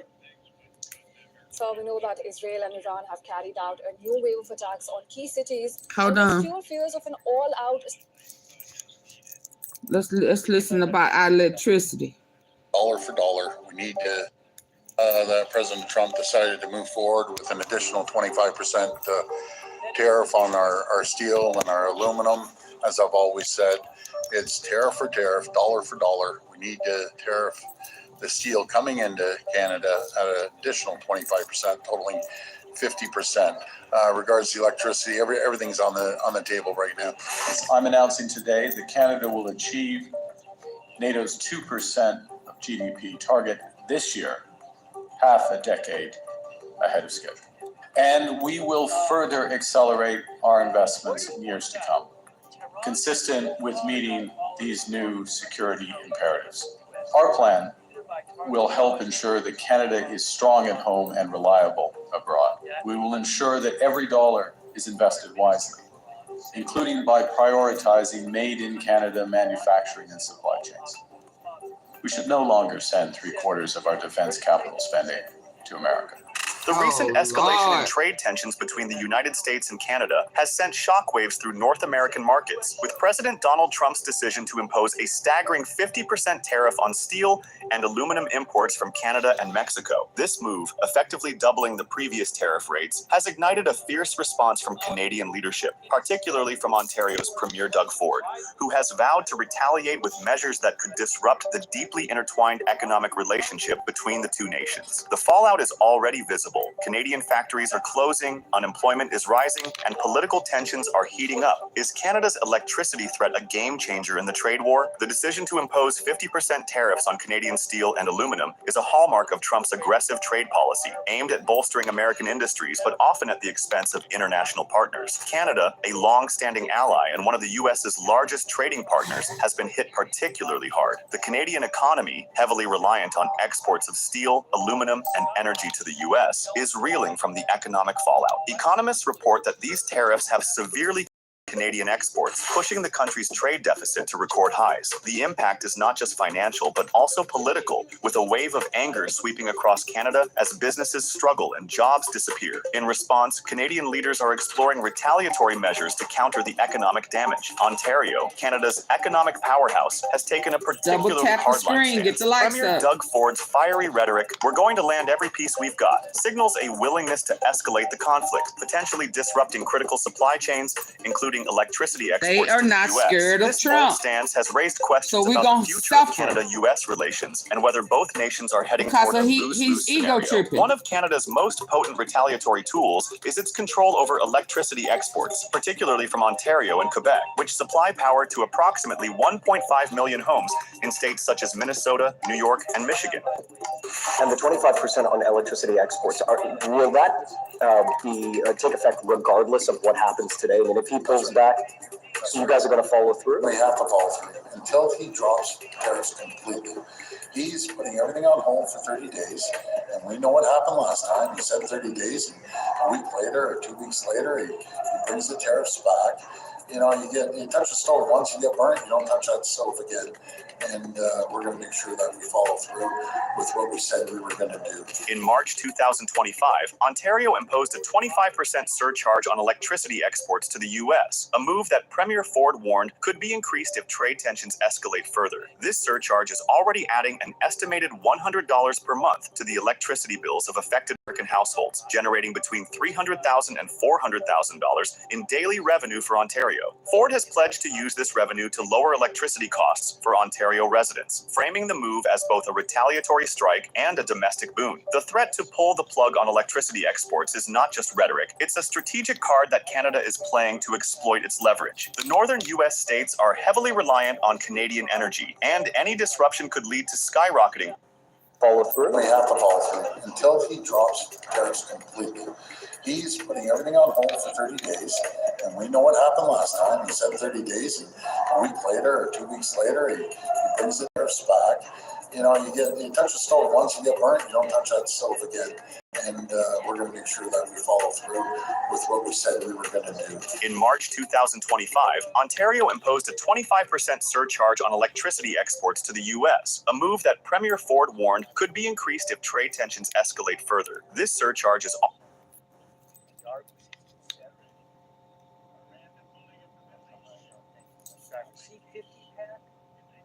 Charlie Underfoot thing, and all of our other subscribers, Tatermon, and all of our other subscribers over there. Hold for 30 days.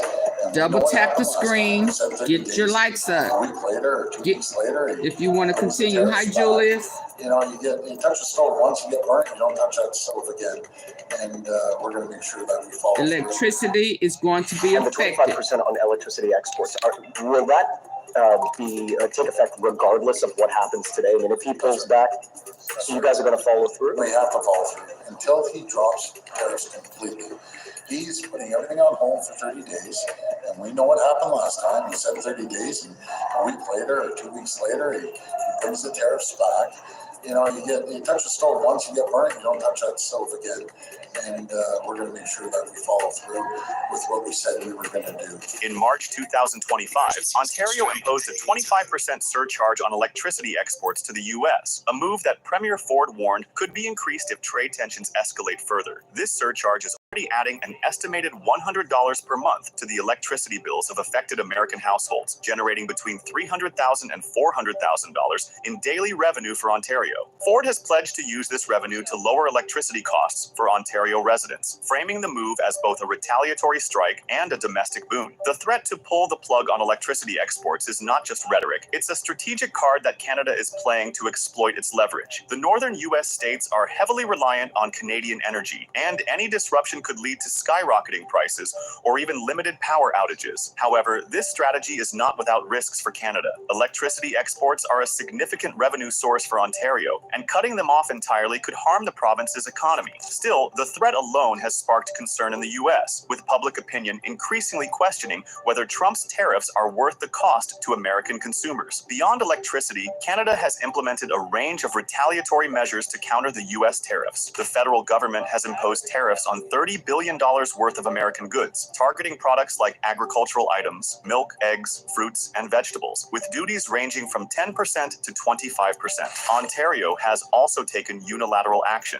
removing American alcohol from its Liquor Control Board shelves and banning U.S. companies from government procurement contracts. These measures, while significant, pale in comparison to the U.S.'s 50% tariffs on steel and aluminum, highlighting the asymmetry in retaliatory power between the two nations. To strengthen its position, Canada is exploring ways to reduce its dependence on the U.S. market. Former Bank of Canada and Bank of England, Governor Mark Carney has emerged as a key figure in this effort, advocating for a strategy of onshoring production and diversifying trade partners. Carney's vision includes investments in railways, port expansions, digital infrastructure, and green energy to position Canada as a more self-sufficient economy capable of reaching global markets. This approach aims to mitigate the impact of U.S. tariffs by finding new buyers for Canadian goods. goods, particularly in sectors like oil, where Alberta's oil sands are a critical supplier to U.S. refineries. The U.S.-Canada trade relationship is deeply interdependent, with supply chains in industries like automotive, aerospace, and food processing crossing borders multiple times. Trump's tariffs threaten to unravel this integration, creating a ripple effect that could destabilize both economies. For Canada, the steel and aluminum tariffs have already led to factory closures and rising unemployment, particularly in the manufacturing-heavy province of Ontario.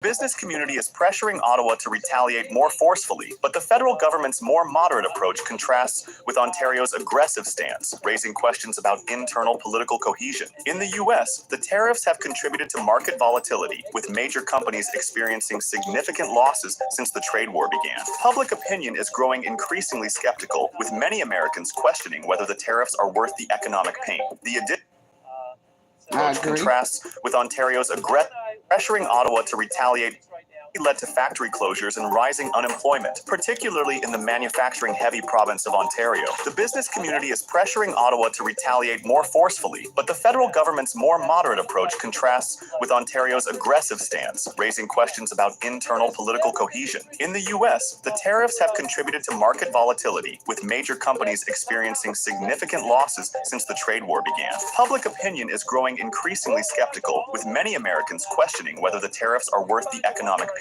The additional costs imposed by Canada's electricity surcharge and counter tariffs are hitting consumers directly, adding to the political pressure on U.S. lawmakers to reconsider the tariff strategy. Mark Carney's leadership is pivotal in Canada's response to the trade war. His strategy focuses on breaking Canada's reliance on the U.S. market by investing in domestic infrastructure and expanding trade with other global partners. Projects like port expansions and green energy initiatives are designed to enhance Canada's ability to export goods to Asia, Europe, and other markets. By diversifying its trade portfolio, Canada hopes to reduce the leverage the U.S. holds over its economy. Carney's approach also includes boosting domestic production to replace U.S. imports. For example, increasing manufacturing capacity in Canada could help offset the impact of U.S. tariffs on steel and aluminum. Similarly, finding new markets for Alberta's oil could force the U.S. to seek more expensive alternative sources, giving Canada additional leverage in negotiations. The threat to cut off electricity exports is a high-stakes gamble. While it could cause significant disruption in the U.S., it would also come at a cost to Canada, which relies on energy exports for revenue. Some analysts argue that Ontario's rhetoric is a negotiating tactic designed to pressure the U.S. into reconsidering its tariffs. However, Premier Ford's actions, such as the 25% electricity surcharge, suggest that Canada is prepared to follow through on its threats if pushed further. The broader question is whether Canada's retaliatory measures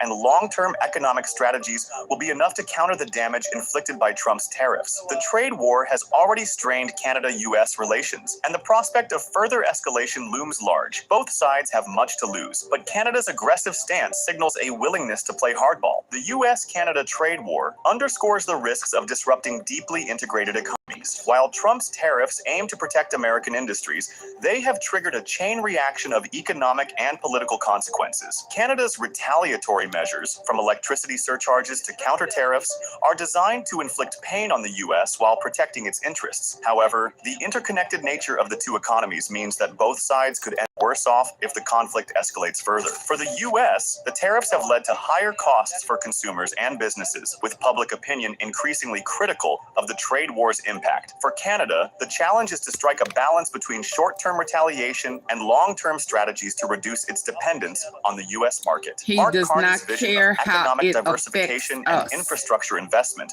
offers a path forward, but its success will depend on Canada's ability to execute these plans swiftly and effectively. As the trade war unfolds, several questions remain. Will Canada follow through on its threat to cut off electricity exports, or is it a bluff? Can Mark Carney's projects reshape Canada's economy and reduce its reliance on the U.S.? And will the U.S. reconsider its tariff strategy in the face of growing economic and political pressure? The answers to these. What y'all think? Is all this worth it? Is it worth it for our electricity to get cut off? Wake up and it's gone because dumb Trump is playing games? Right? Last time we were on, Power struggle. just talking about the general state of things. I can do it. We can do it. You can go a few days without electricity. I mean, is that what y'all sign up for? I'm just asking. I'm just asking. I'm just asking. Increasingly critical of the trade war's impact. For Canada, the challenge is to strike a balance between short-term retaliation and long-term strategies to reduce its dependence on the U.S. market. Mark Carney's vision of economic diversification and infrastructure investment offers a path forward, but its success will depend on Canada's ability to execute these plans swiftly and effectively. As the trade war unfolds, several questions remain. Will Canada follow through on its threat to cut off electricity exports, or is it a bluff? Can Mark Carney's projects reshape Canada's economy and reduce its reliance on the U.S.? And will the U.S. reconsider its tariff strategy in the face of growing economic and political pressure? The answers to these questions will shape the future of Canada, U.S. relations, and the broader North American economy. For now, Canada is playing its cards close to its chest, leveraging its energy exports and pursuing new markets to counter the impact of Trump's tariffs. Like, share, subscribe. Y'all please hit the like button. Uncertain. What do you think? Will Canada's retaliation force a resolution, or is this just the beginning of a prolonged economic standoff? You may wake up and not have any electricity. Let's go. That's what they threatened America. Top tonight, NBC News has learned that message from Iran was conveyed to President Trump by an intermediary during last week's G7 summit, warning the president if he launched airstrikes against Iran's nuclear facilities, Iran could respond by unleashing terrorist attacks on the U.S. by activating sleeper cells it has inside this country, according to two U.S. officials, as we learn new details about those historic strikes. Tonight, the new video, B-2 bombers returning to their Missouri base after those secretive strikes. And now our first look at the targets they hit inside Iran. These before and after images show the massive impact of the U.S. attack on Isfahan, one of 3 Iranian nuclear facilities hit. Initial battle damage assessments indicate that all 3 sites sustained extremely severe damage and destruction. The commander-in-chief with this declaration overnight. I can report to the world that the strikes were a spectacular military success. Iran's key nuclear enrichment facilities have been completely and totally obliterated. Pentagon officials say it's too soon to tell, but tonight the U.S. is also preparing for potential Iranian retaliation, though the Trump administration emphasizes the attack was intended as a limited one-time strike. We're not at war with Iran. We're at war with Iran's nuclear program. President Trump inside the Situation Room with Vice President Vance, his Secretaries of State and Defense, as well as Chief of Staff Susie Wiles and Joint Chiefs Chairman Dan Kane. The president issuing this warning to the Iranian regime. Iran, the bully of the Middle East, must now make peace. If they do not, future attacks will be far greater and a lot easier. For 40 years, facilities have been completely and totally hit inside Iran. These before and after images show the massive impact of the U.S. attack on Isfahan, one of 3 Iranian nuclear facilities hit. Initial battle damage assessments indicate that all 3 sites sustained extremely severe damage and destruction. The commander-in-chief with this declaration overnight. I can report to the world that the strikes were a spectacular military success. Iran's key nuclear enrichment. Last week's G7 details about those historic strikes. Tonight, the new video, B-2 bombers returning to their Missouri base after those secretive strikes. And now our first look at the targets they hit inside Iran. These before and after images show the massive impact of the U.S. attack on Isfahan, one of 3 Iranian nuclear facilities hit.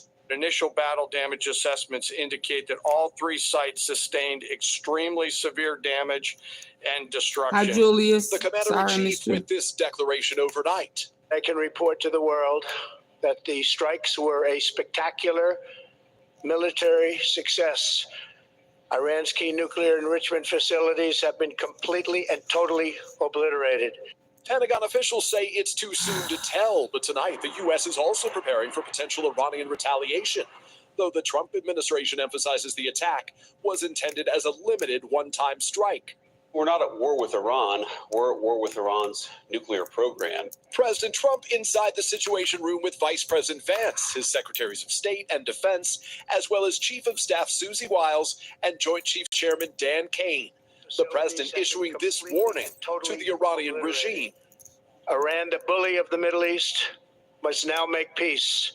If they do not, future attacks will be far greater and a lot easier. For 40 years, Iran has been saying death to America, death to Israel. They have been killing our people. I decided a long time ago that I would not let this happen. The historic U.S. military operation, complex and choreographed. The nuclear sites targeted, Natanz, Isfahan, and Fordo, buried deep beneath an Iranian mountain. The U.S. adding the element of surprise, with the president giving the final green light 48 hours after announcing he would take up to 2 weeks to decide whether to strike. Just a time to see whether or not people come to their senses. First, the apparent decoys. On Saturday morning, B-2 stealth bombers launching from Missouri flying west. Hours before the B-2s used in the actual strikes headed east. The U.S. deploying 14 30,000-pound bunker-busting bombs for the first time in a military operation. In this satellite image of Fordo, if you zoom in, you can see several holes from the bunker-busting bombs, which explode underground. The B-2s also dropping them on Natanz. They dropped 30,000-pound bombs on a target the size of a washing machine. U.S. submarines firing Tomahawk missiles to hit the Isfahan site. In all, 125 U.S. warplanes and 75 precision-guided munitions used. And the Pentagon says Iran never fired a single shot. This operation underscores the unmatched capabilities and global reach of the United States military. Defense Secretary Pete Hegseth pinning the praise on President Trump. Many presidents have dreamed of delivering the final blow to Iran's nuclear program, and none could until President Trump. And after Director of National Intelligence Tulsi Gabbard in March said Iran had an unprecedented amount of enriched uranium for a non-nuclear state, but that the Ayatollah had not ordered the development of a nuclear weapon, Secretary of State Marco Rubio argued the Iranian threat was urgent. It doesn't matter if the order was given. They have everything they need to build nuclear weapons. Peter Alexander, NBC News, the White House. Now to the stealth operation. Tonight, we take you inside the warplanes and submarines that fired on Iran's nuclear facilities, the largest B-2 strike in U.S. history. NBC's Courtney Cuby with the plan of attack tonight. Tonight, new details about Operation Midnight Hammer. Just after midnight Saturday morning, a group of U.S. Air Force stealth B-2 bombers took off from Whiteman Air Force Base under the cover of darkness. Defense officials said they were headed to Guam, but 7 of the bombers quietly flew in the opposite direction. Part of the package proceeded to the west and into the Pacific as a decoy, a deception effort known only to an extremely small number of planners and key leaders. Flying in near silence to avoid detection, the bombers, each with 2 crew members and loaded with 2 30,000-pound bombs each, began their 36-hour round-trip flight, made possible by dozens of tankers refueling them in the air along the way. At 5 p.m. Saturday night, a large group of fighter jets joined the bombers as they approached Iranian airspace. At the same time, a U.S. Navy submarine launched 30 Tomahawk missiles towards Iran. Less than 1 hour later, the bombers entered Iranian airspace and some of the jets sped ahead, targeting any Iranian air defenses that could threaten the B-2s and ready to take on any Iranian jets that scrambled in their path. At 6:40 p.m., the U.S. began striking 3 locations, dropping 14 massive ordnance penetrators known as bunker busters on Fordo and Natanz, just as Tomahawk missiles crashed down on a 3rd site at Isfahan. By 7:30 p.m., all of the aircraft were safely out of Iranian airspace.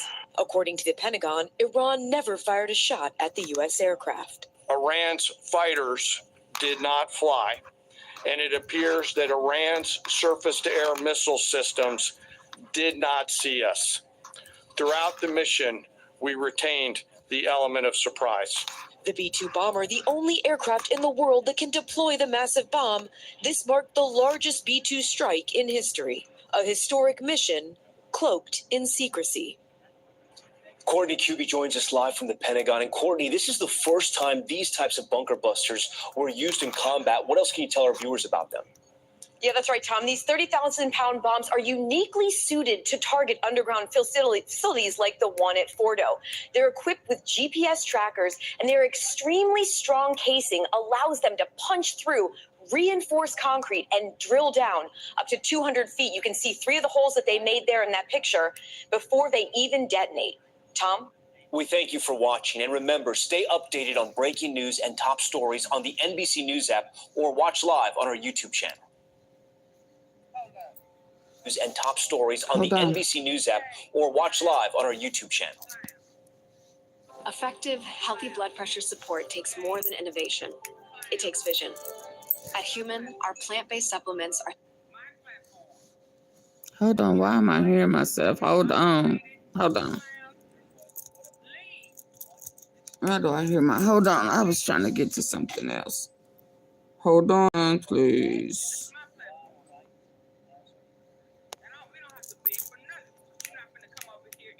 I hear myself talking. Hold on.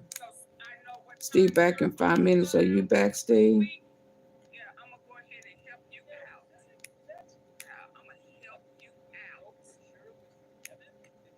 The IDF say it? The IDF said it was coming from the east. Normally the IDF would say it's coming from Yemen. Let me check what they said.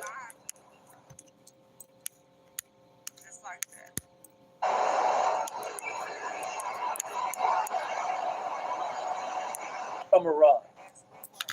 The IDF literally posted that it was from Iran. So it wasn't from Yemen. Look.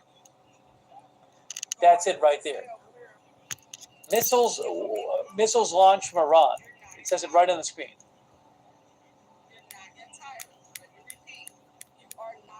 Why do I hear myself? I cannot find this. Oh, hold on a second. Okay. Oh, thank you, R.I.C. R.I.C. hopes for peace all over the world. Imagine the world with peace, what we can reach all together. Thank you, R.I.C. That would be nice. Unfortunately, we're not there right now.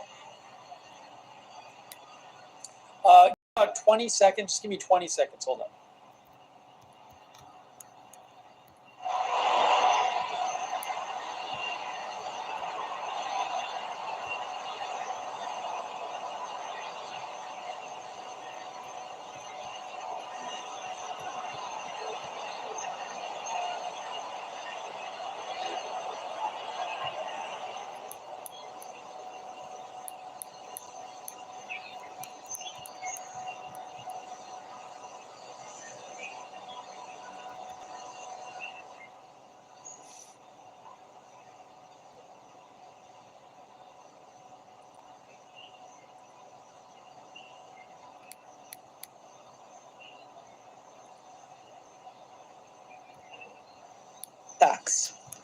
I now give the floor to the representative the New York of the Times Islamic Republic of Iran. That In the name of God, the compassionate and merciful, thank you, Madam President, very heavy for your unwavering effort to promptly convening this there emergency are meeting. reports tonight of some very heavy Israeli strikes in Tehran.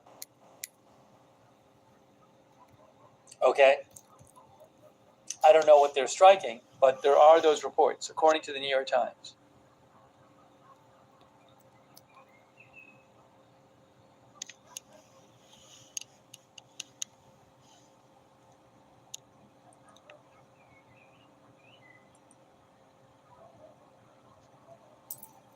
Proton Mirror says you could hear it from the cams.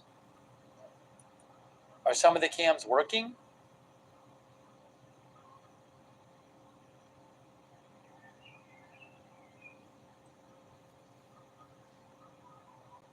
Isn't the internet still down there? Are the cams working? Isn't the internet still not working? I haven't heard that the internet's working.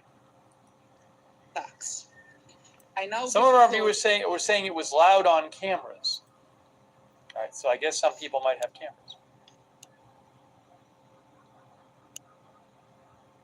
cameras. No, I can't steal people's cameras.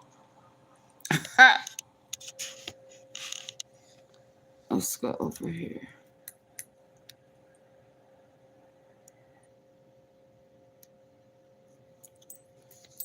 Please hit the like button, double tap the screen just like that. The representative of the Islamic Republic of Iran. In the name of God, the compassionate, the merciful, thank you, Madam President. The embassy said the U.S. decided to destroy. We welcome the presence of Secretary General at this meeting, and we also listen to the statement made by the ASG, Mr. Jenka. We appreciate all those members who have chosen to stand on the right side of history and thus strongly condemned the act of aggression of the United States and the Israeli regime against my country. Madam President, I address this council today for the third time since the brutal aggression against my country, first by the Israeli regime on June 13th and now by the United States. I speak with utmost urgency and grave concern on behalf of our people, a peace-loving nation of nearly 100 million people. Today, another stain was recorded in the political history of the United States. After the illegitimate Israeli regime failed to do the worst dirty work, Trump was forced in the early hours of Sunday, June 22, to personally carry out the most sordid part of this vile agenda. Once again, the internationally wanted war criminal Netanyahu succeeded in hijacking U.S. foreign policy, dragging the United States into yet another costly, baseless war. America has once more recklessly chosen to sacrifice its own security merely to safeguard Netanyahu. Once again, the world has witnessed the blatant corruption of the U.S. political system and its leaders. As an independent, peace-seeking nation, the Islamic Republic of Iran had repeatedly warned the warmongering U.S. regime to refrain from stumbling into this quagmire. Even though Iran reserves its full and legitimate right under international law to defend itself against this blatant U.S. aggression and its Israeli proxy, the timing, nature, and the scale of Iran's proportionate response will be decided by its armed forces. Throughout history, the resilient and united Iranian nation has withstood deeper wounded and faced more vicious enemies, and this time too. It will show its dignity, strength, and greatness to the world. Over the past 10 days, the Israeli barbaric assault, the international bodies, including the UN Security Council and the International Atomic Energy Agency, have been provided with all the necessary information and warning. Yet, they have proven once again that the so-called 8 decades-long quest to prevent war and aggression is hollow and powerless in practice. Madam President, history will not forget these tragic days.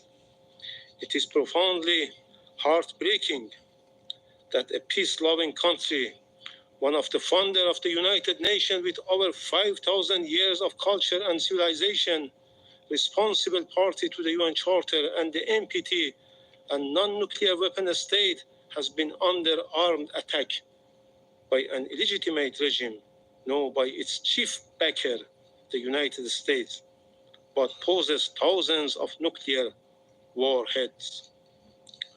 The United States, a permanent member of this council, the depositary of the NPT, and the only state that has ever used nuclear weapons, murdering millions in 2 cities, has now once again resorted to illegal force, waged a war against my country under a fabricated and absurd pretext, preventing Iran from acquiring nuclear weapons. What a bitter and tragic irony.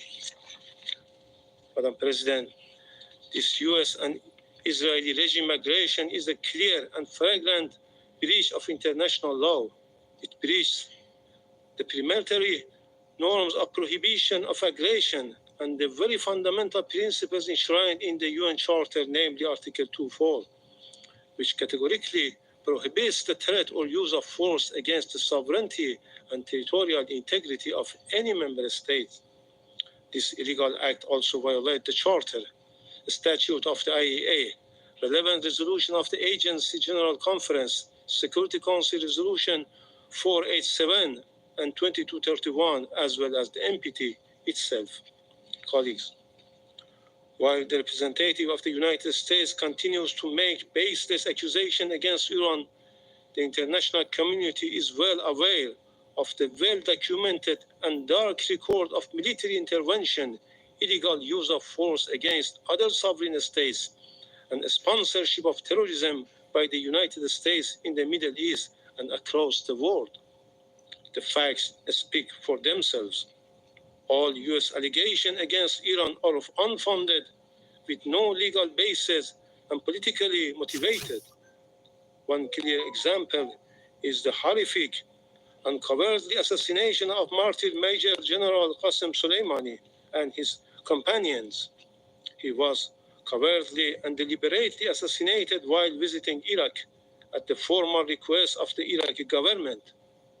This crime carried out by the United States forces on direct order of the then President of the United States, who yesterday again claimed the responsibility for such a heinous crime. Major General Soleimani remains a hero for our people and the nation in the region for countering terrorist groups, in particular Daesh. Madam President, from its illegal invasion of Iraq and Afghanistan to its catastrophic intervention to Libya, the United States had ignored the UN Charter, shattered entire societies, and destabilized the region for decades. The people of these countries continue to pay the price for these reckless policies. Madam President, Israeli attack on June 13 and the US aerial strike on June 21 did not occur in vacuum. They are a direct result of the illegal and politically motivated actions of the United States and its European partners, the United Kingdom, France, and Germany, as well as biased conduct of the IAEA Director General.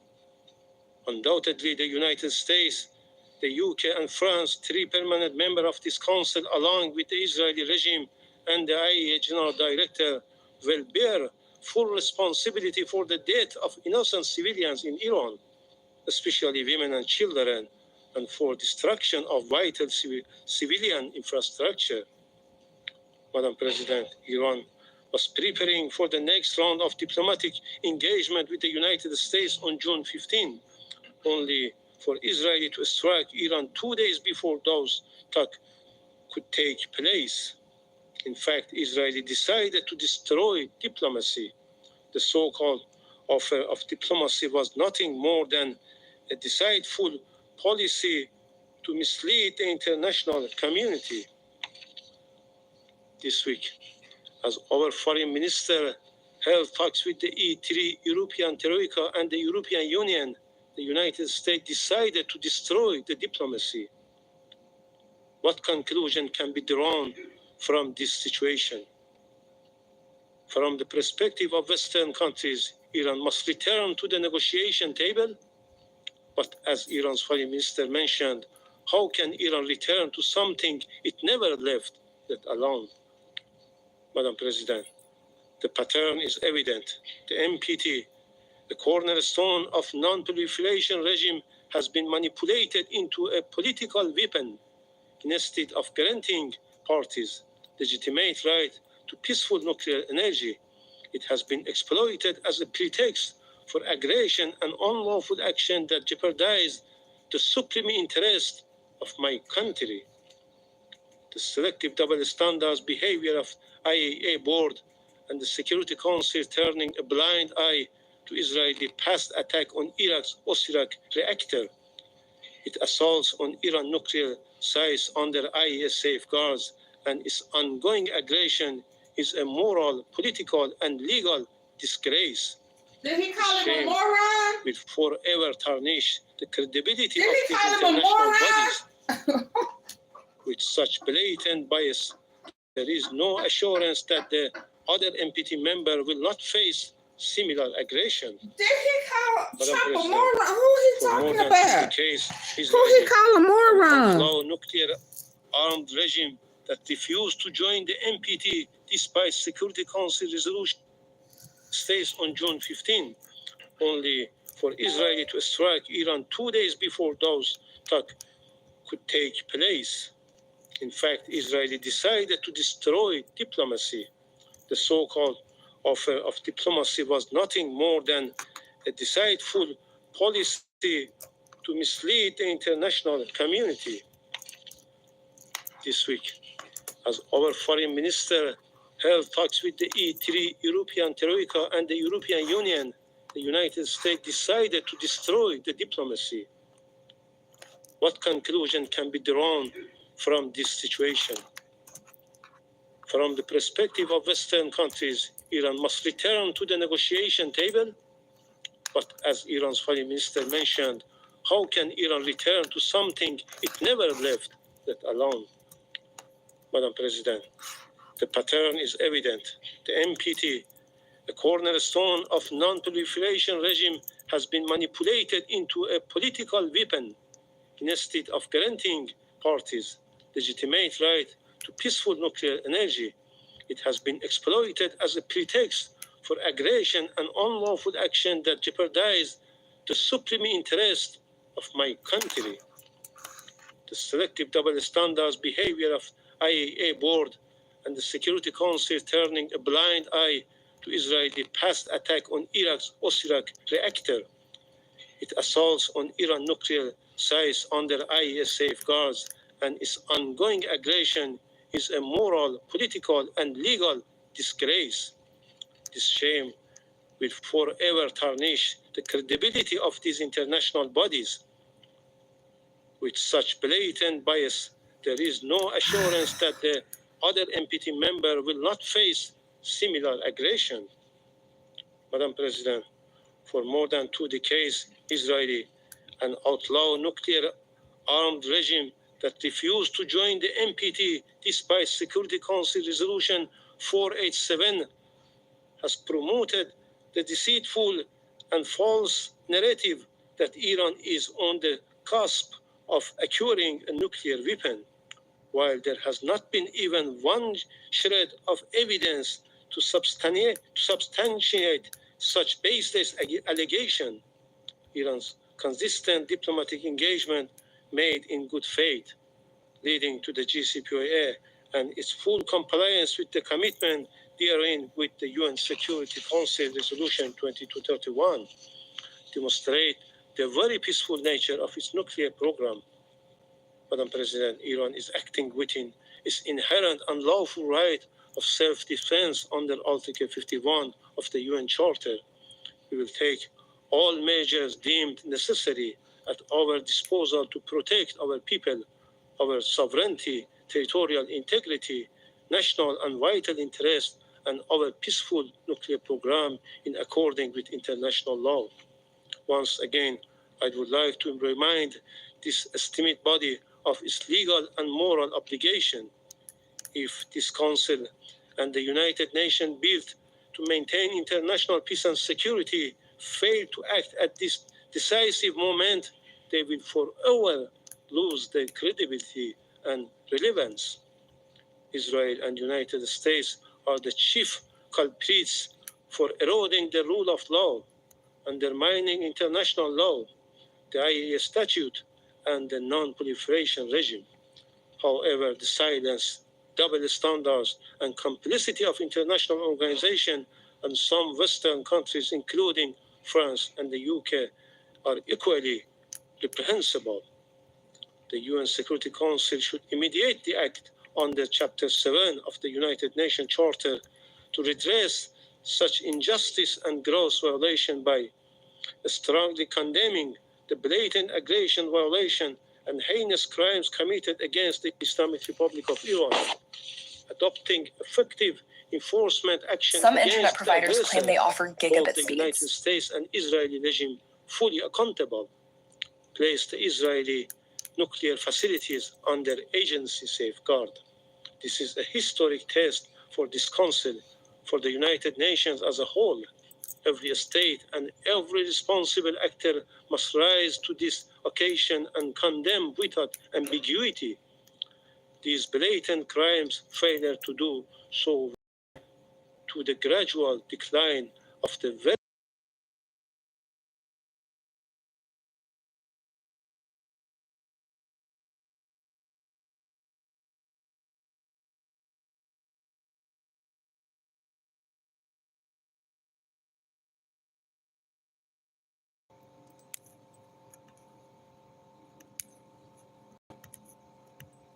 Moropoulos, former CIA senior intelligence officer and MSNBC national security intelligence analyst, and Ray Takei, former senior advisor on Iran at the State Department and senior fellow for Middle East Studies at the Council on Foreign Relations. Gentlemen, thank you both. Ray, you first. I'm curious your reaction to this development and the Secretary of State saying this was Iran's choice. Well, what he's trying to suggest is that the president had offered Iran an opportunity to negotiate. There was even a couple of proposals exchanged. All those proposals involved proscribing domestic enrichment, essentially abolishing domestic enrichment, and they proved unacceptable to the Iranian regime. So in that sense, the Secretary of State is correct in saying that there was a diplomatic path and an offer made, but that offer was rejected and the president proceeded with an alternative course of action, as we have seen.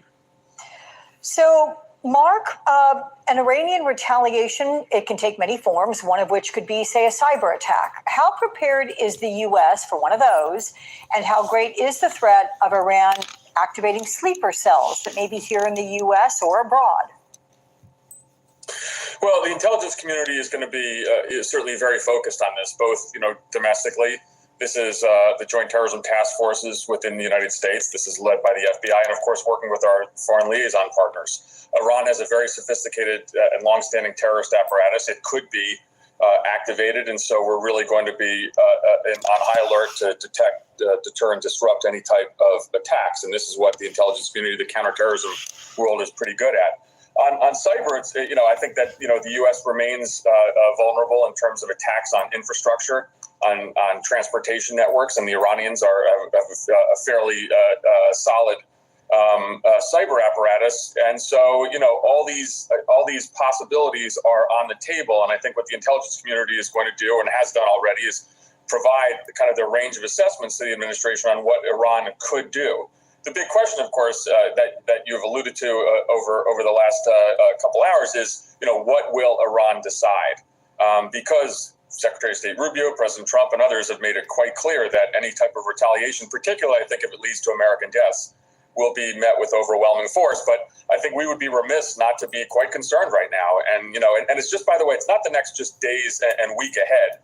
Retaliation could take place in the form of months or even a year plus, particularly terrorist attacks against U.S. interests abroad. So there's a lot of work to do for the intelligence community. As has been said, Iran has a long memory. But let me ask you, to what extent are they right now capable of achieving any of these kinds of attacks? And then what should they do do you believe the U.S. response would be, Mark? So, that's a great question, because there's a lot that's gone on inside Iran in terms of Israeli decapitation strikes against senior military and intelligence officials.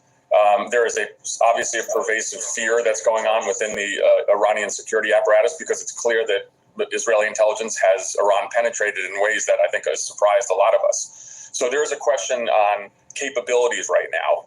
Can there actually be communication between Tehran and overseas sleeper cells, for example? We just don't know that. You have to assume that they can, but I think if something doesn't happen, it might be because things are so absolutely degraded. And again, I think one of the things that's going to decide any possible U.S. response is frankly casualties on the U.S. side. I know that sounds very grim, but if Iran does something that's relatively symbolic, that does not lead to U.S. casualties, perhaps that would be it. But if Americans die, I think President Trump is going to be under a lot of pressure to hit back quite strongly. Ray, talk to me about how damaging this war with Israel and now the U.S. strikes have been to the Iranian supreme leader, because you say he's been, quote, comprehensively humbled. So what will his priorities be right now? And could there be an internal threat to his leadership in the wake of all this? Well, he has been comprehensively humbled. He had a strategy that prior to October 2023 looked like very successful. He had rings of fire around Israel and what seemed to be quite capable of proxies. They're gone. The collapse of the Assad regime in Syria has been quite detrimental to Iran because that was his land bridge to the Mediterranean. That's gone. The one thing he had was a nuclear program and nuclear infrastructure, which was elaborate and sophisticated. That's been damaged. It's been degraded. To what extent, nobody knows. Today, he's not very supreme. And I think the challenge to his rule that is often neglected can more immediately come from the right. The members of the security services, the members of the Revolutionary Guards, and others who are essentially suffering from the cascade of his misjudgments, and particularly for him not to have developed a nuclear weapon before all this. Everybody knows now in Iran, if they had the bomb, they would be getting bombed. So he will challenge. He would get challenged essentially very severely from the left, from the right. In the larger sense, he has a challenge with the population as well. But there's a lot of serious problems about his authority. He is significantly diminished, and his authority is significantly eroded within the system and within the country. But Ray, if the challenges come from the right, could that create further problems for the United States?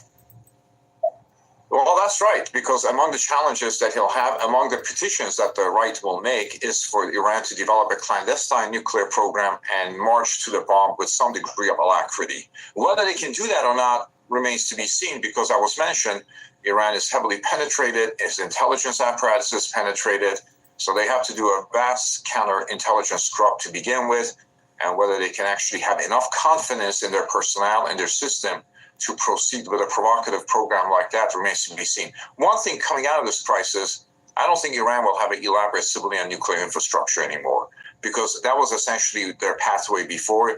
They were going to have a big nuclear program. Some of it, lots of it, was declared, and maybe that would give them the sneak out option. Right now, the nuclear program is likely to go into the dark, and Iran is likely to lessen, if not completely sever, its relationship with the IAEA. There's a lot of criticism in Iran today of the International Atomic Energy Agency, and particularly its director, Rafael Grossi, for putting Iran in a position that they are today. Okay, Ray Takei and Mark Polymeropoulos, gentlemen, thank you so much. Okay, y'all have a good one. I'm out.